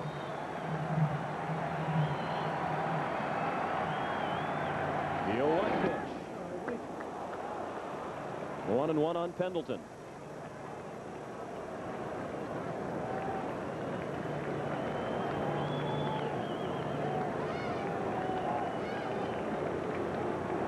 Dykstra again with that habit of taking the glove off between pitches. Sometimes it doesn't go back on the hand until the ball is on the way to the plate. You can see he's way over in left center for Pendleton. The pitch missed away again. 2-1. And at first, 2 outs, 8th inning, 3-2 Philadelphia. The Braves out hitting the Phils 7-5. Dykstra deeper than he would normally be to prevent an extra base hit. So you have Hollins on the line at third, Dykstra extra deep in center. And that way, the theory behind that is that you're trying to make the Braves get 2 more hits to tie it. Gant bluffed and slipped, and he is safe. Oh, close play. Gant went out onto the turf, bluffing towards second. Then, as he realized Schilling was going to throw to first, he had to spin quickly and lost his footing on the turf. Watch Schilling step off and then throw, and Gant loses his footing, and the tag is high. Gant was back in there. This is a timing move, and the fans are booing here, but he was safe. High tag. Fingers on the bag before the tag was applied up around the shoulder. Frank Pulley, the first base umpire. Popped up. It'll be close to the seats.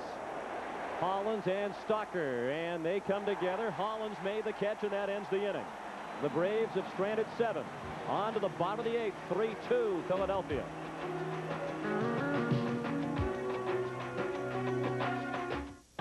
There's no stealing the thunder. No, can't be contained. You fill me with wonder and cool me off like rain. You're a part of me. That's the heart of me. Without you, I'm just a lonely melody. But together we are harmony. Dr. Pepper, you're a part of me. Having been ranked the best compact sport utility vehicle in initial quality by its owners, we thought the Toyota 4Runner's extra value package might go unnoticed. So we put a twist on it. You get chrome bumpers, leather seats and trim, air conditioning, power windows, door locks, mirrors, and more for a savings of up to $1,000. Nice catch.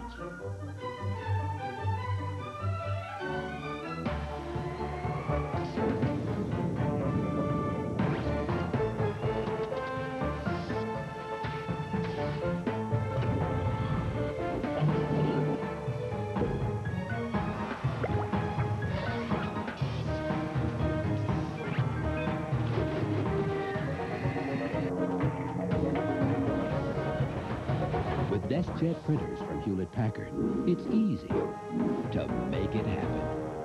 Jell-O gelatin's just 12 cents a serving. That's 4 cents for the giggles, 4 cents for the improved motor skills, and 4 cents for creativity. I love Jell-O. Whatever your budget, there's always room for Jell-O. Right now, all Craftsman hand tools, all power tools, all Craftsman lawn and garden equipment, and every gallon of paint are on sale. Save 10 to 30%. But hurry, it all ends Saturday at Sears. Kurt Schilling has been the standout of Game 1 for the Philadelphia Phillies, but based on what we saw moments ago in the dugout, Johnny Padres on the phone to the bullpen, and Schilling rather animated in conversation with Jim Fregosi. It would lead us to believe that with Mitch Williams warming up, the decision has already been made to bring on Williams in the 9th inning. You could see Fregosi shaking his head, no, no, no, so one would think that Schilling is through. Schilling probably trying to talk Fregosi into letting him go back out there. Kurt has thrown 136 pitches, and that's probably why Fregosi thinks it's enough. Kent Merker, the pitcher. Phil's looking for some insurance. They lead 3-2 as they bat in the 8th. Hollins, the leadoff hitter. He's 1 for 3, a double to right his last time up. Darren Dalton, the follow, and then Pete Incaviglia scheduled against the lefty Merker. He's pitched 1 inning and hitless relief. He did walk 1 last inning. That's from Dublin, Ohio.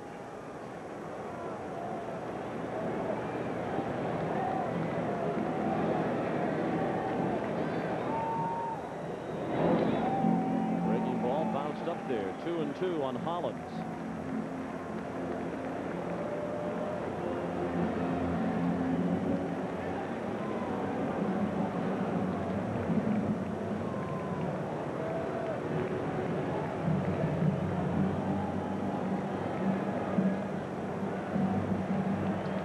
Bottom third of the order is due up in the 9th for Atlanta. Berryhill, Lemke, and then the pitcher. That's low and in. Full count on Hollins, who was an all-star for the first time this year. Mike Stanton is a left-hander. Mark Wohlers the right-hander. Throwing in the Atlanta bullpen. Hollins just laying off that 2-2 pitch from Merker. Phillies leading the National League in walks.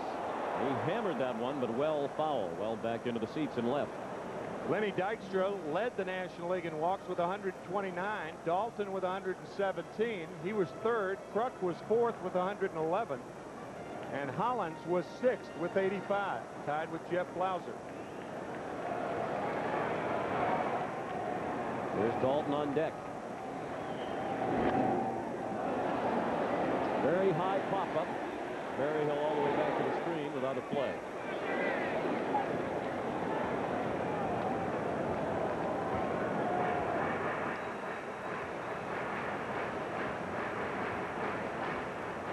We mentioned that Mitch Williams is warming up.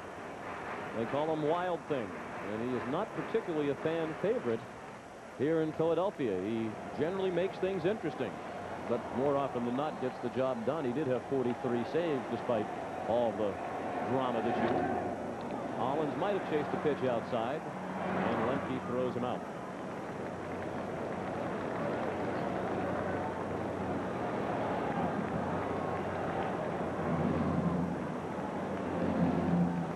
So 1 away in the 8th inning. And the batter is Darren Dalton, who's 0 for 2. He was intentionally walked his last time up.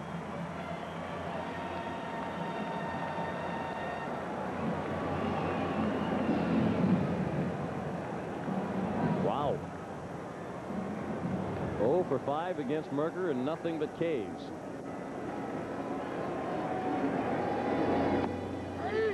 fastball at the bell to call strike. The difference between Mercker and Avery is Mercker can get inside to left-handed hitters. Avery has a riding fastball. Mercker has a tailing fastball. Tough for left-handers to handle. Dalton has walked twice while batting against Mercker. But he has yet to put it in play in his one-on-one battles with the lefty. And that's out of play and left. 1 ball and 2 strikes. 1 out. Bottom of the 8th, 3-2 Philadelphia.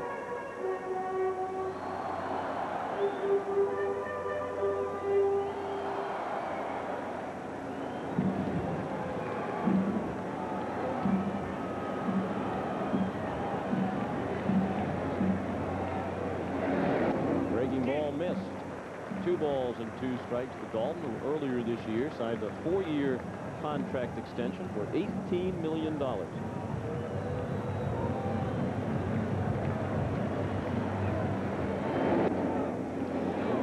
said before the ball game, he and Dykstra are definitely the catalysts on this Philadelphia team. If they don't do it in this series, Philadelphia is not going to do it.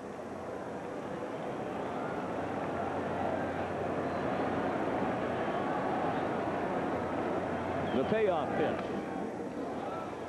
The interesting thing about Dalton's contract, the $18 million over 4 years, was that the contract that he signed before was for $2 million for 3 years, and everybody was saying, how can you give a guy like Darren Dalton, a lifetime .230 hitter, that much money?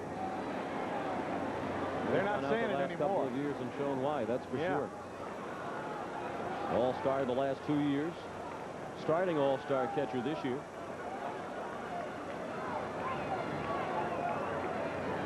He is the real leader on this ball club.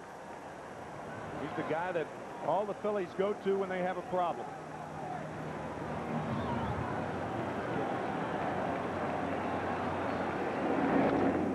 Well, he finally put it in play in his career against Mercker, but he's out on the bounding ball to second. Floating over the game tonight is one of America's most enduring corporate images, the Goodyear blimp. Goodyear has been sending its blimps to major sporting events since 1925. And that shot of the moon over Philadelphia is from the Goodyear blimp. 2 outs and the bases empty. Home half of the 8th in Game 1 of the National League Championship Series. Jimmy Williams aligning the Braves defense as Pete Incaviglia stands in.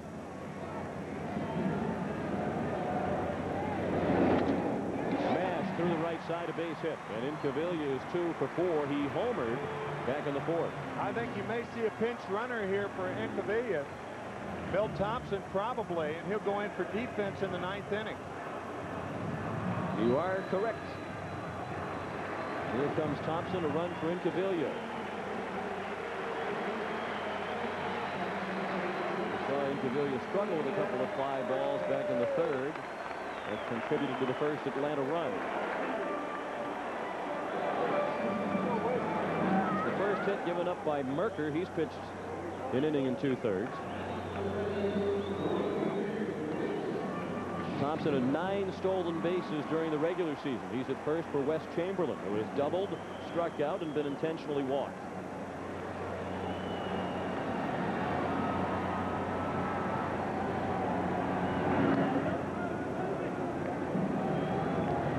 Times a hitter can step out and look at the outfield defense and realize how a pitcher is going to try to pitch him.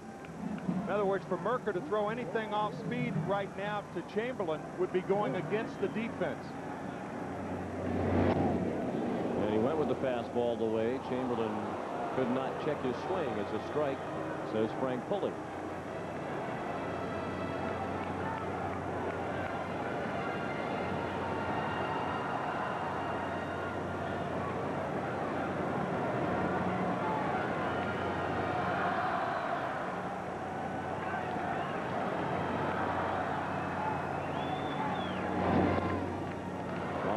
Pitch missed low and in. Williams is still throwing in the Philadelphia bullpen.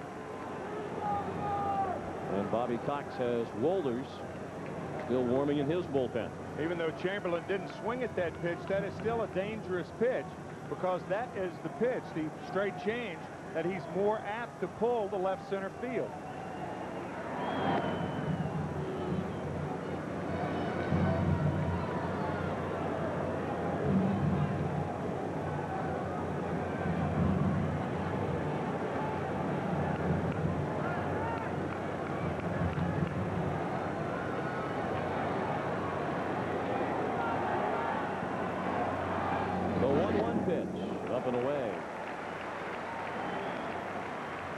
Thompson appearing in a postseason game for the first time in his career. And boy, has he waited a long time, more than 1,100 regular season games as a major leaguer for appearing in the postseason for the first time. Kruk and Incaviglia also played more than 1,000 games before experiencing the postseason.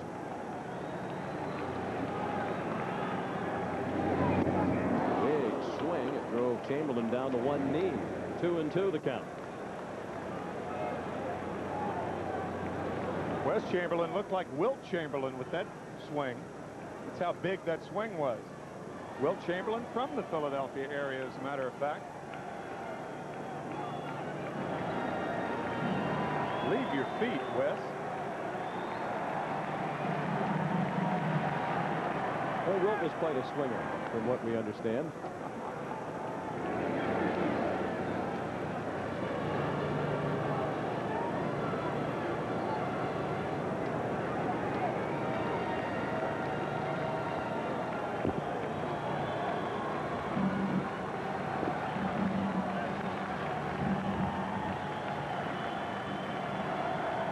The 2-2 to Wes Chamberlain.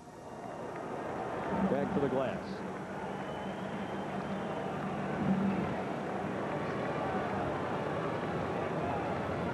Matter of fact, Wilt would be the first to tell you that was true. Thompson at first, 2 outs. Bottom of the 8th, 3-2. Philadelphia. Again, Berryhill empty and the pitcher due up for Atlanta in the 9th. Merker working very slowly as he tries to keep the Atlanta deficit at just 1 run. He went to the off-speed pitch, and they pull it against the defense. Boa will take the chance with Thompson. Blauser with the relay throw to the plate, and he is out at home. The Braves cut down a very big run at the plate. We go to the 9th. Still 3-2 Philadelphia.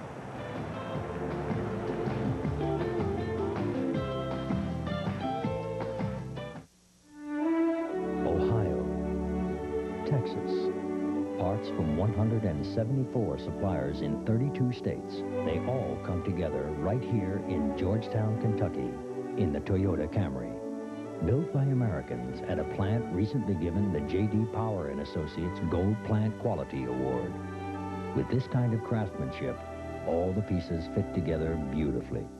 The 1994 Toyota Camry. Loaded with cheeseburgers at McDonald's. So who's on first? 2 double cheeseburgers for $2. Is it double on first? Double doubles with 2 triples on second for $3. A triple on second? Double triple. Thanks to McDonald's Double Plays, you can get 2 double cheeseburgers for $2, 2 triple cheeseburgers for $3, and a great deal on a triple cheeseburger extra value meal with Coke and fries. That's what I said at first. No, at first the 2 double cheeseburgers. What you want is what you get at McDonald's today.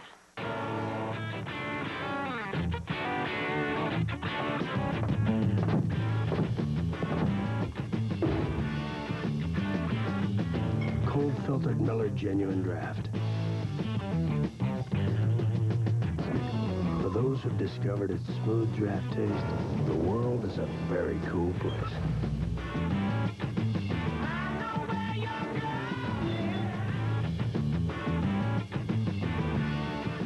It's only a heartburn. I should learn to live with it, right? You know, frequent heartburn may be a sign of a more serious medical problem. Your doctor has treatment plans that can help. Frequent heartburn. Isn't it time you talk to your doctor? Save right now. Buy 3 Goodyear tires at the regular price, get the 4th tire free. That's right. Buy any 3 of these Goodyear tires at the regular price and get the 4th free. 4 for 3 now. Hurry, savings end soon. CBS Broadcast sports coverage of Game 1 of the 1993 National League Championship Series is brought to you by Toyota, reminding you to always buckle up. Do it for those who love you. Dr. Pepper and your local Dr. Pepper bottler. Dr. Pepper is just what the doctor ordered. And by McDonald's. What you want is what you get at McDonald's today. With the Phillies up by 1, third base coach Larry Boa realizes that if the Braves make the play the way they should, Thompson's going to be out. And Ron Gant to Blauser to Berryhill. And that's a chance worth taking. The problem is that the Braves executed perfectly. Gant to Blauser to Berryhill, and Thompson's out by 3 feet.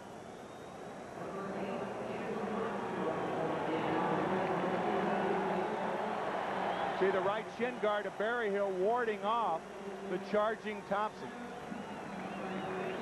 And the wild thing is on for Philadelphia. Mitch Williams in 1993 recorded a team record 43 saves. Batting for Braves. And he will face a pinch hitter. Damon Berryhill scheduled lead off. He was 0 for 3 tonight. Bill Pacoda, backup infielder, will hit for him. Most of his action off the bench this year. Pacoda, .323 in his first season with Atlanta. And I think, Sean, I think your strategy as a pinch hitter especially is to make Williams throw a strike.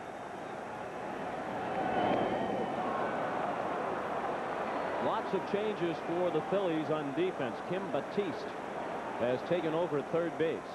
Batiste in for Hollins at third. The ball outside. They are making him throw a strike. Milt Thompson stays in the game to improve the defense in the left field.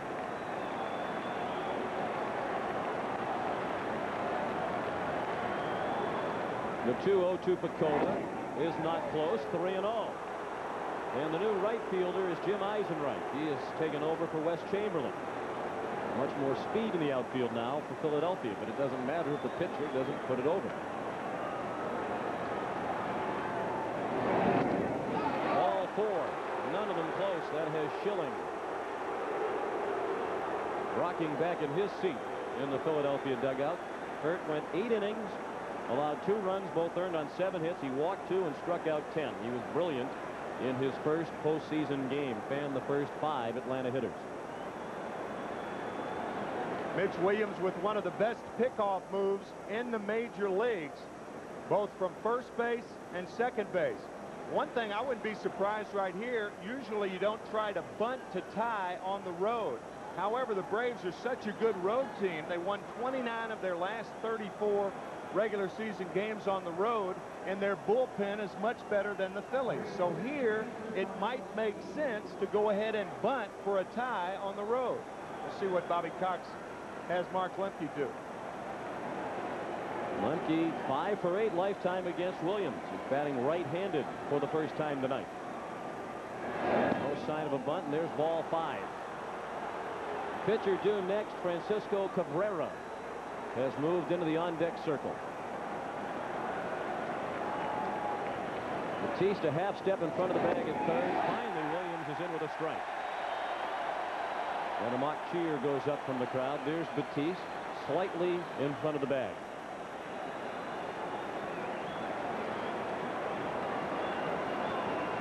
.21 double plays bounced into by Lemke, the 4th highest total in the National League.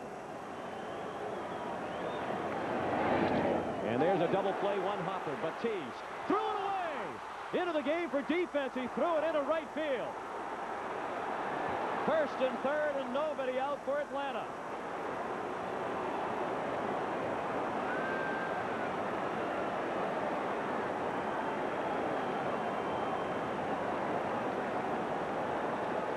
Clearly a throwing error on Kim Batiste, and Jim Fregosi said before the game, the one thing we cannot do is let our defense beat us. We have got to catch the ball. Well, Batiste catches it and then throws it way wide at second base. Duncan has no chance, and Pacoda goes to third easily. First error of the series charged to Batiste, who committed 10 during the regular season. He was one of those who was tried briefly as the starting shortstop before they finally settled on Kevin Stocker. Cabrera was out.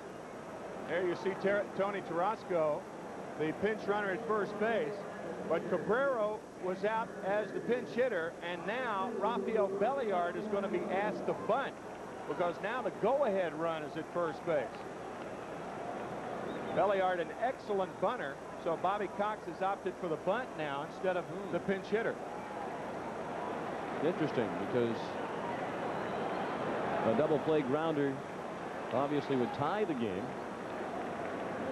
But as you say, many times you don't play for the tie on the road. He wants to get that winning run down into scoring position, it would appear, by sending up Belliard, who in all likelihood will bunt. Ball one up and away.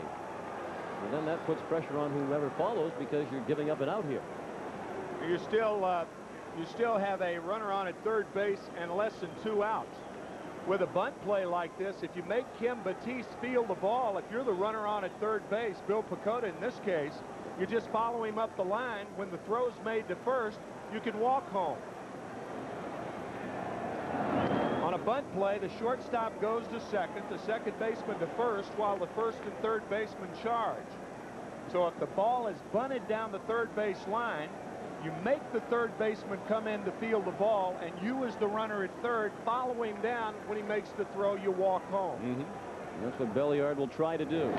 He got it down but toward first. The runner does not break from third, and that's the first out of the inning. So they do get the go-ahead run in a scoring position, but they've given up an out to do it. Second and third, 1 out, 9th inning, 3-2, Philadelphia. There's Batiste charging at third base. Of course, the ball's bunted down the first base line, but you could see Pecota following Batiste up the line. Had it been dumped down the third base line, I think Pecota would have tried to score. There are very few plays in baseball that you can't defend against, but that's one of them.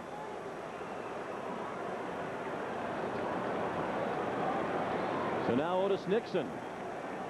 The infield back for Philadelphia, even with the bags at the corners. Nixon takes a strike. I'm a little surprised at the right side not being up. I mean, a ground ball to the second baseman, the game's tied. And then that bullpen takes over, and they can match up against the Phillies. Of course, by bringing the runner in, if you allow a ground ball to go through, then the Braves take the lead. I guess that's what Jim Fragosi's thinking about now. Well, is walking Nixon intentionally to load the bases and set up a double play if possible. Of course, it's risky with Williams. Yeah, right. Absolutely. But you're not putting the go-ahead run on. That run is already out there at second. If you put Nixon on, you could win the game with the double play ball off the bat of Blauser. Well, the thing about Williams' fastball, he throws the high-riding fastball. A lot of right-handers swing through it or pop it up. To short. It will get the tying run in. Stalker threw out Nixon, but Pecota is in to tie the game at 3.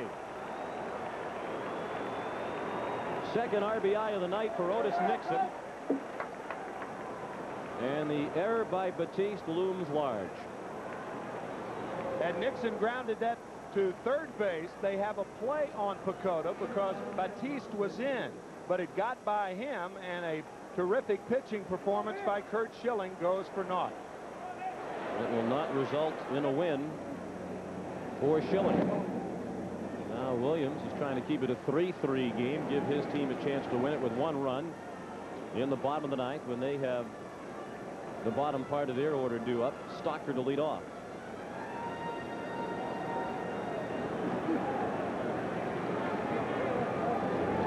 Eisenreich would bat second based on the lineup juggling that Fragosi made.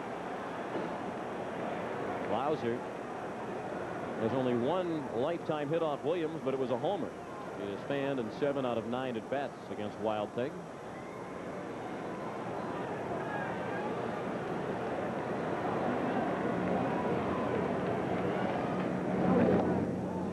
I think if he walks Blauser, he's gone. I do not think Jim Fragosi can allow Mitch Williams, them being wild, to pitch to another man, especially when you've got Ron Gann, a fastball hitter, and a pull hitter. As you see David West, the left-hander, and Larry Anderson, the right-hander, warming.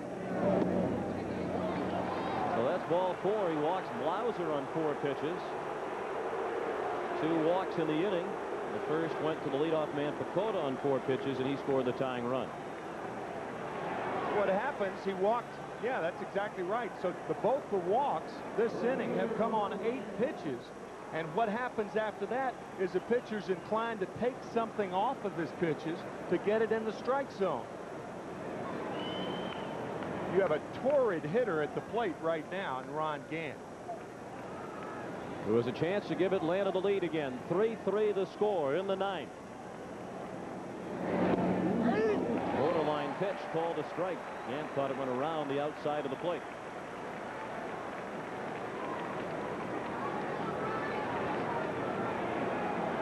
And it could have. Darren Dalton with a good job of framing that pitch and bringing it back in very smoothly to coax a strike call out of Bruce Primming. And is struck out. He walked and scored in the 4th, struck out in the 5th, singled to left in the 8th. Same pitch, same call. Gant in the hole 0-2. He didn't like that one either. Well, this one looked farther outside than the first pitch. Backdoor breaking ball. Well, there it looks like a strike.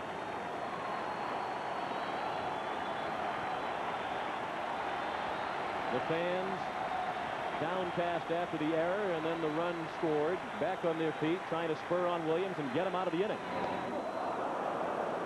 He nearly conked one of the fans with that pitch. 1-2 the count. Really can't quibble with Jim Fragosi's decision to yank Schilling after 8 innings. He had thrown 136 pitches, and that's a lot by any standard. And he has a man who saved 43 out there, called upon to do just this. Save the ball game. He failed tonight. And Williams walking the first batter of the inning, Bill Pacoda, but you had the double play ball and it was thrown away by Batiste. Otherwise, this game is over. But still a very, very dangerous hitter in Ron Gant.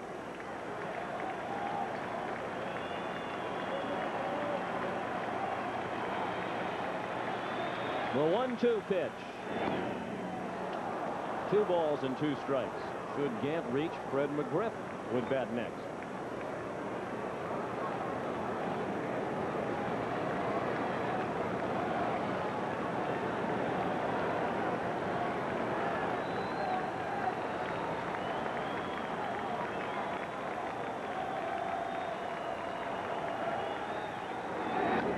Fouled off his foot. And that's smarted, as you might expect. Late inning defense is one of the very difficult things in baseball, because if you make the play, you're supposed to make the play. And if you don't make it, then you're wearing the horns. And the irony of it, Batiste was just inserted into the game for defense at the start of the inning. 3-3 the score in the 9th. First and second with 2 outs. The 2-2 to Gant is low and in.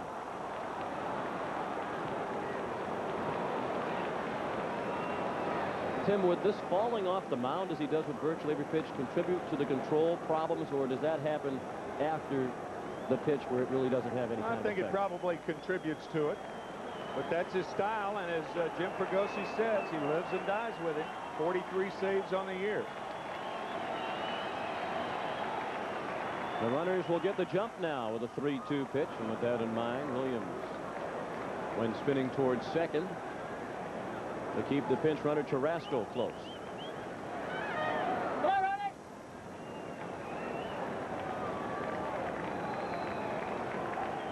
Jim Fregosi says Mitch Williams doesn't have ulcers, but he's a carrier. His payoff pitch, he struck him out. Breaking ball out of the strike zone. Gant whiffs to end the inning. But the Braves get the tying run. We go to the bottom of the 9th. 3-3 the score.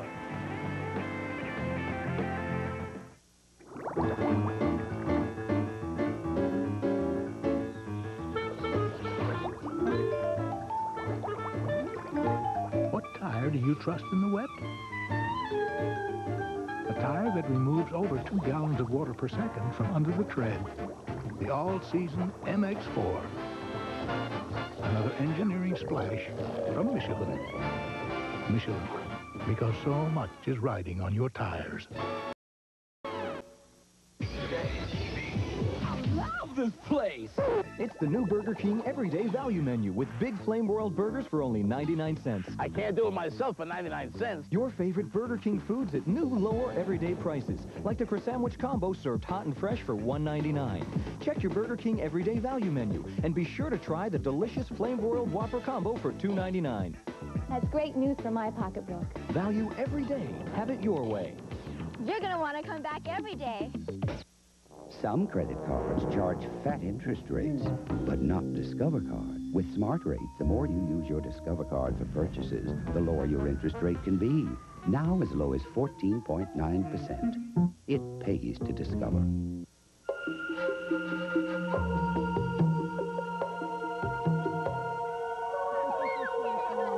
At the Mutual of Omaha Companies, we understand that change is a natural part of life. So it's only natural that as your family changes, the way you protect them should too. Mutual of Omaha. Life insurance to protect your changing world. At the first tickly itch of athlete's foot, get an X. Killing those grungy fungi before they get racket and burning. Go get that can now, or else don't blame Desonex.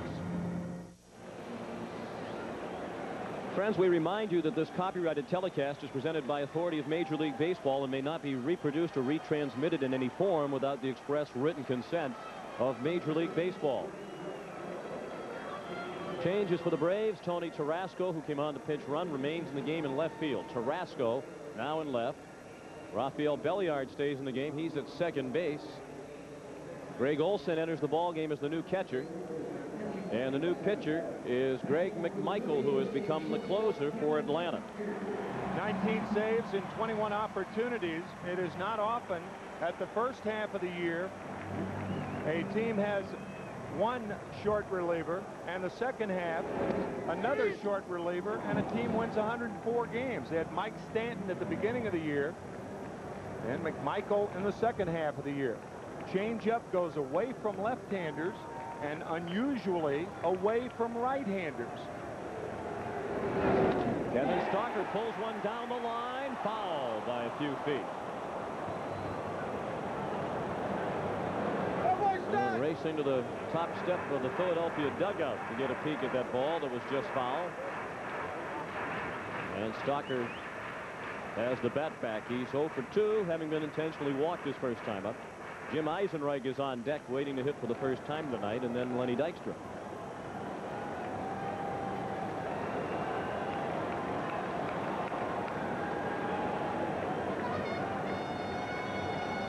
.3-3 the score in the bottom of the ninth. It's been a back-and-forth game one of the National League Championship Series. Phillies have led twice and have blown 2 leads. And the Braves had a 2-1 lead that they squandered.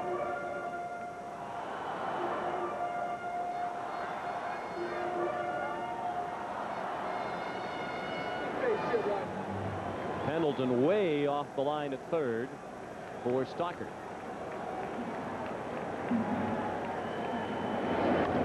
Even though in the outfield they play him right on the line. Tarasco, you can see Pendleton off the line, but Tarasco's on the line and left.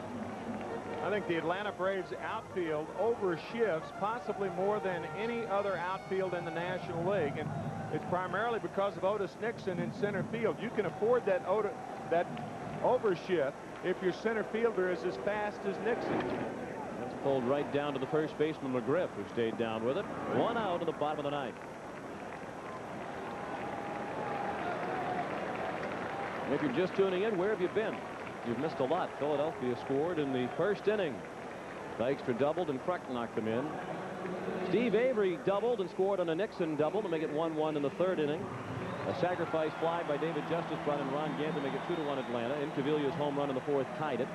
Then the Phillies took the lead in the sixth on a wild pitch by Steve Avery, and the ground out by Nixon brought in Bill Pecota with the tying run in the top of the ninth. Now it's the bottom of the ninth, still 3-3. Jim Eisenreich, the hitter. He hit .318 during the regular season as part of the right field platoon with Wes Chamberlain.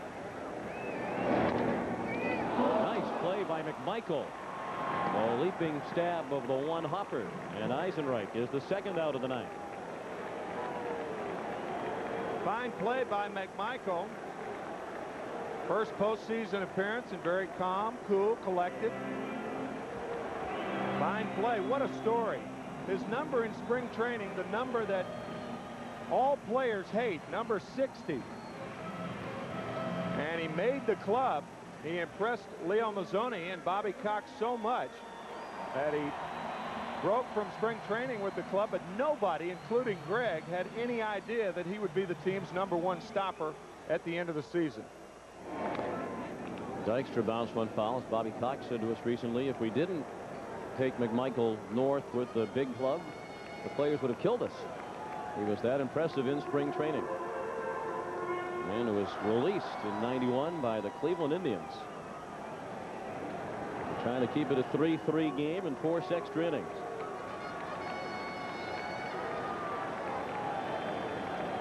The 0-1 to Dykstra drifts outside. When he doubled and scored in the first, he walked his last time up.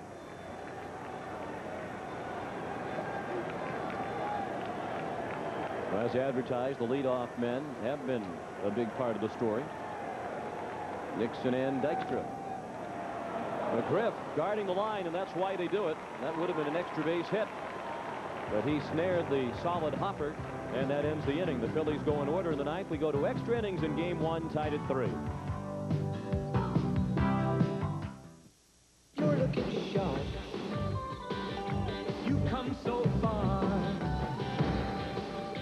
And we know how to make the most of who you are. Only Gillette Sensor has spring-mounted twin blades that adjust to your face. A shave this close, this safe was never this easy. Sensor, together with Gillette shaving gel, with advanced lubricants for an incredibly smooth shave. Gillette, the best American. This simple outside says inside you'll find a lasting commitment to performance. The Intel 486DX2 processor, power for today's hottest software, and the Intel Pentium processor for the next generation of compatible power. That's Intel, the computer inside. Having a real estate license doesn't necessarily mean that you know how to sell real estate. You have to understand people. There isn't anything any school could teach you to make you care about people. That's got to come from the heart. Century 21, rated most knowledgeable in real estate. What's the difference between Diet Dr. Pepper and regular Dr. Pepper? Can't see the difference, can't hear it. The amazing thing is you probably can't taste the difference either. Discover what millions already have, the great taste of Diet Dr. Pepper. He got a new job only to discover that it wasn't what they promised, and later they let him go. He sued. Can you do that? Find out on Eye on America tomorrow on the CBS Evening News. Okay, Sunday, you've got the Cowboys and the Colts. A very interesting matchup. Have you seen Emmitt Smith? He's putting the ball in the end zone. Honey, how about some more dip? Sure.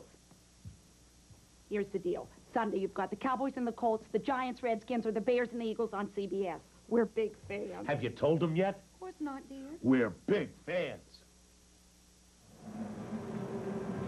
Coming up later, following your late local news, it's The Late Show with David Letterman. Dave will have Candace Bergen, John Mendoza, and Chicago Cubs pitcher Turk Wendell as his guest. That's tonight. Following the game and your late local news. Lenny Dykstra on tape, upset after the solid ground ball that ended the ninth, and this tirade lasted all the way out to his position in center field. That's in the direction of Dykstra. Thompson takes charge in left center. One pitch and one out. McGriff out in the pop-up in shallow left. He's now 1 for 5. It is Mitch Williams on the mound. He came on last inning and squandered the save opportunity. The big error by Batiste.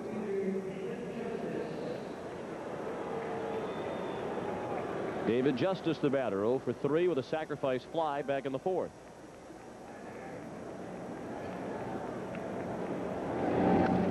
Was an unearned run charged to Williams in the 9th.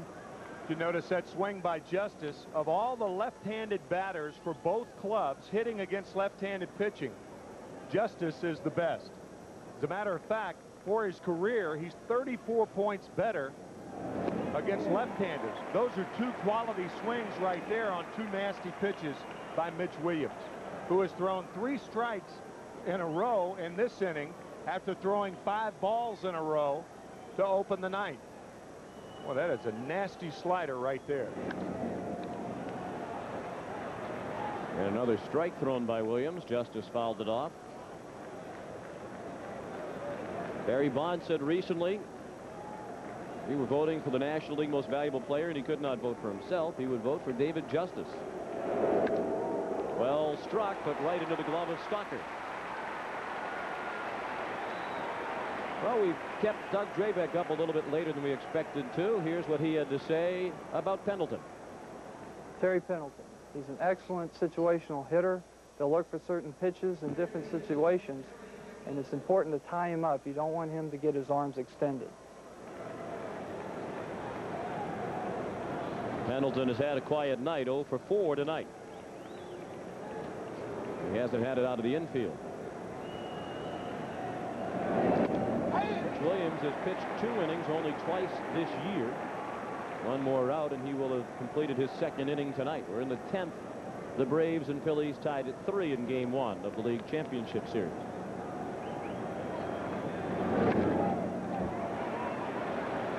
Terry Pendleton 3 for 13 lifetime against Mitch Williams, but he has 2 home runs.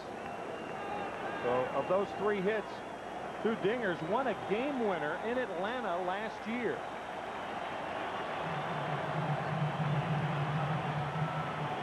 The 0-2. Well hit toward the gap in right center and in. Cut off by Dykstra, and that will stop Pendleton after a long turnaround first with a 2-out single. And that's why you play deep in a situation like that. You guard the line to keep balls from going down the line for extra base hits, and you play extra deep, about 5 feet deeper than you normally would, and that allows Dykstra to get to this ball in right center field and cut it off. That's the first hit given up by Williams. They scored the unearned run against him last inning without benefit of a hit.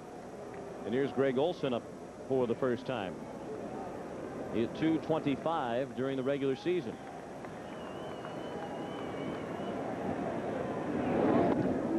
Fastball, a little bit up and in. 1-0 on Olson.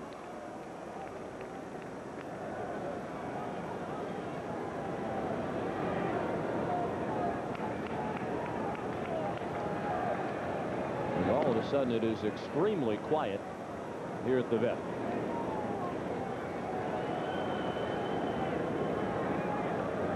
There's a jazz station here in town that has a show on it. It's a Temple University jazz station. The show is called Turn on the Quiet. And I think that's what the Braves did in the 9th inning when they scored. They turned on the quiet here at Veterans Stadium. What kind of a show is that? Just they don't. It's a jazz show. Oh, very quiet. Very quiet. Soft jazz. Mm-hmm. I thought maybe they were just on and really didn't say anything.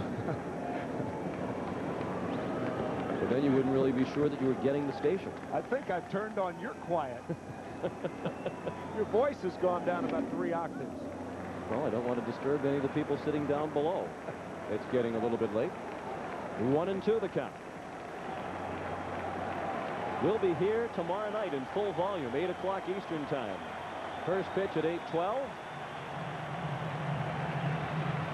Maddox and Green, the pitching matchup. The 1-2 to Olson. Cue shot dribbled toward the Phillies dugout.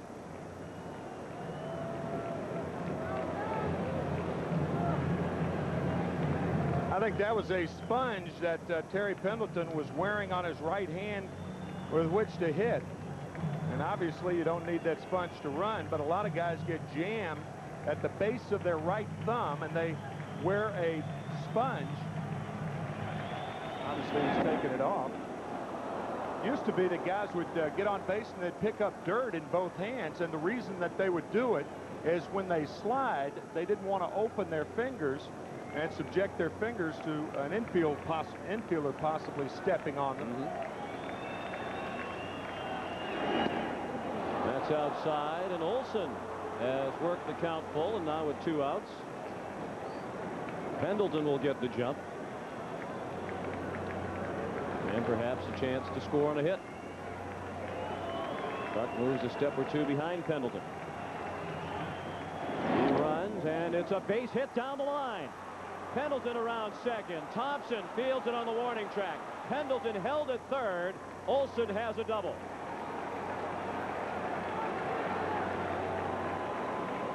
So Larry Boa, the third base coach for the Phillies, take a chance in the 8th inning.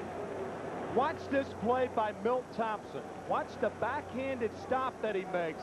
You take a chance fielding a ball like that, but Thompson realizing that if he allows it to hit the wall, then Williams sends the runner, and Pendleton probably scores. That is a fine defensive play by Milt Thompson, catching the ball before it hits the wall.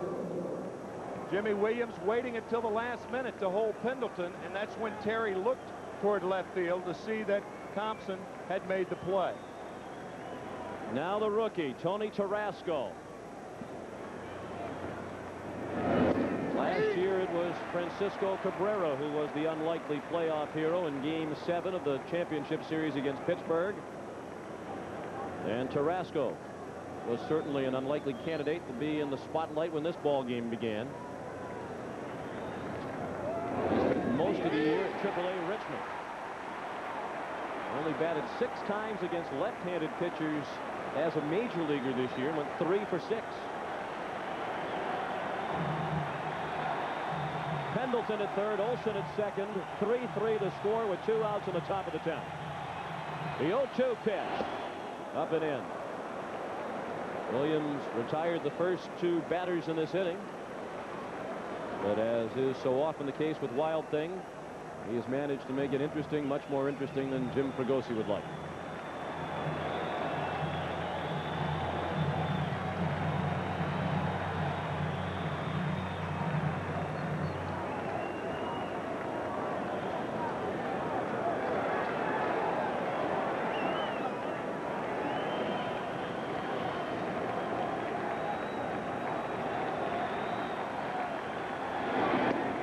Struck him out. And the Braves leave 2 in scoring position in the 10th. On to the bottom of the 10th. 3-3 to score. Finally, there's a TV that proves technology can make our lives easier. A Magnavox TV with a precise color picture, smart windows which preview other channels, and the unique smart sound feature, which ensures your volume will stay at normal levels no matter what comes on. Magnavox is so smart, I didn't even have to show up for this commercial. How'd I do? Great. You were great. The innovative TVs from Magnavox. Smart. Very smart. I'm a nurse. And I'm a nurse first, and I'm an Aetna employee second. The care is first. You know, is that patient being handled appropriately? I would hope that we would all care about patients the way we would ourselves or our own family members. And that's the way I see it. That, you know, that's my job.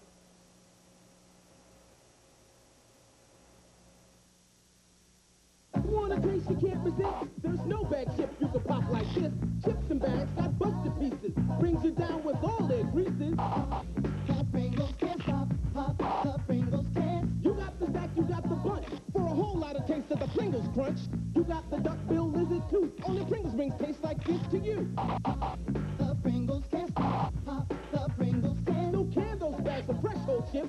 Nothing like Pringles crush your lips. Yeah, once you pop, you can't stop. This is a credit card, so it's gold. Yahoo! I mean, no card is more accepted on the planet, but it doesn't make you some kind of celebrity. Actually, maybe it could. I mean, with Gold MasterCard's new Master Guest service, you can get free personal vacation planning assistance.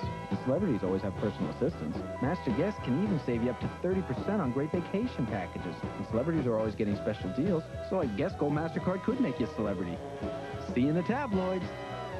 Gold MasterCard, it's more than a gold card, it's smart. He was 1 for 4 tonight over the first 9 innings with a first inning single. Bruck is on deck.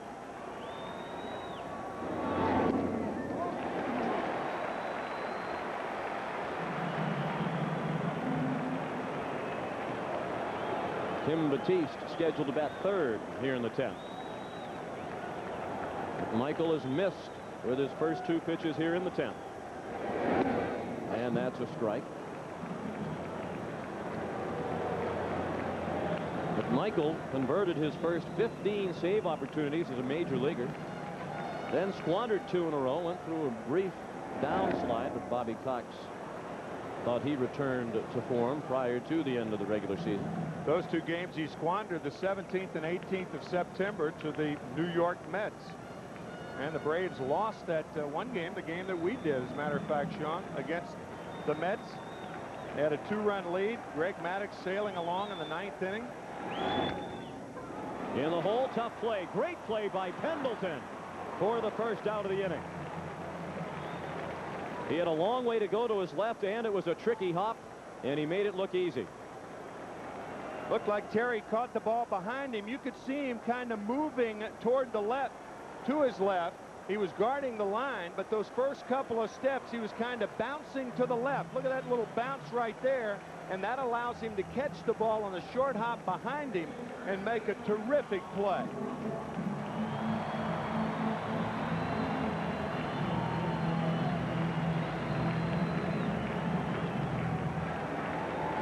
Now, very interesting defense with Kruk up there. Pendleton way off the line. The infield is shifted around to play Kruk as a dead pull hitter, yet the outfield, as you can see in the distance, is swung way around the opposite field.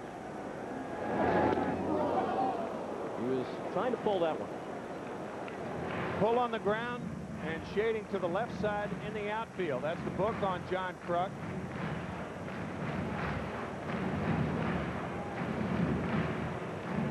There's a page out of that book right there. The 1-1. Deep drive to right. Way back and off the wall. Justice gets it in quickly. Kruk is safe with a double. Kruk hammered a line drive at a top spin that brought it down very quickly off the wall. You can't hit it much harder than he did, and he had to scurry to get in a second with as sharply as that ball was struck.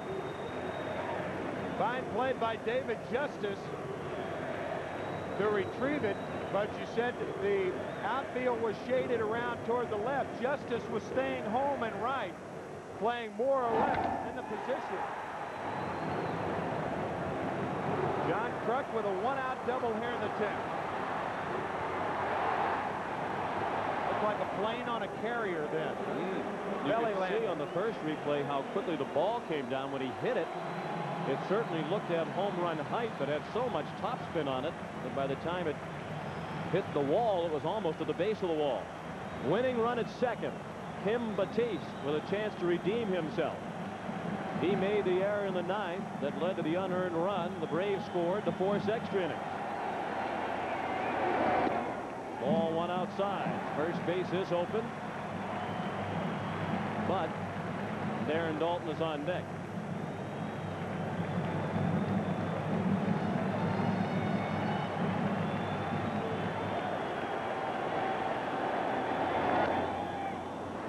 Chased a pitch that might have been outside, pulled it foul into the Braves dugout. 1-1 on Batiste, who at .282 during the regular season with 5 homers and 29 runs batted in. Again, it's Stanton the lefty, Wohlers the right-hander in the Atlanta bullpen.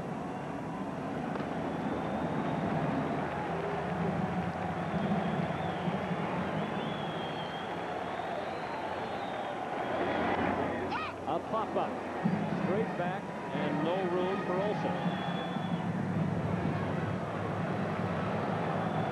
1-2 the count.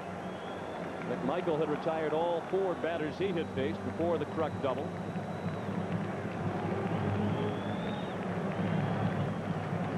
Kruk is at second with 1 out in the 10th.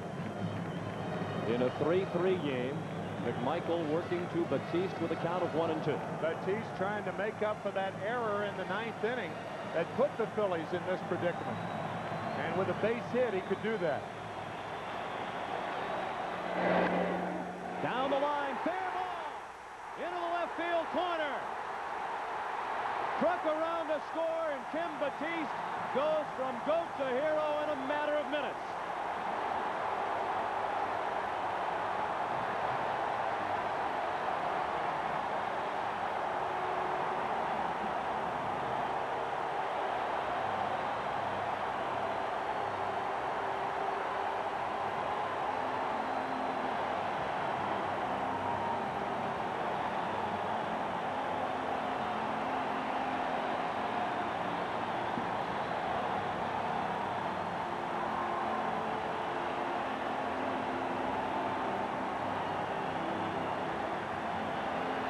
They wanted to run him out of town moments ago. Now they're going to carry him off the field. The Phillies take game one of the National League Championship Series in 10 innings, 4-3.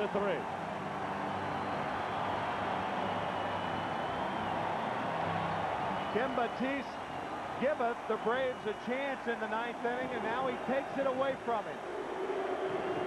Just over the bag. Pendleton tries to knock it down to keep it in play. And Kruk scores. The interesting thing, Kruk was holding at second base to make sure it got by Pendleton, because had Pendleton come up with the ball, the only play may have been on Kruk.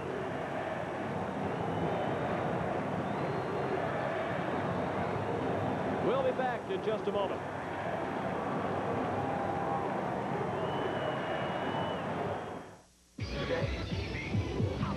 This place. It's the new Burger King Everyday Value Menu with big Flame World burgers for only 99 cents. I can't do it myself, but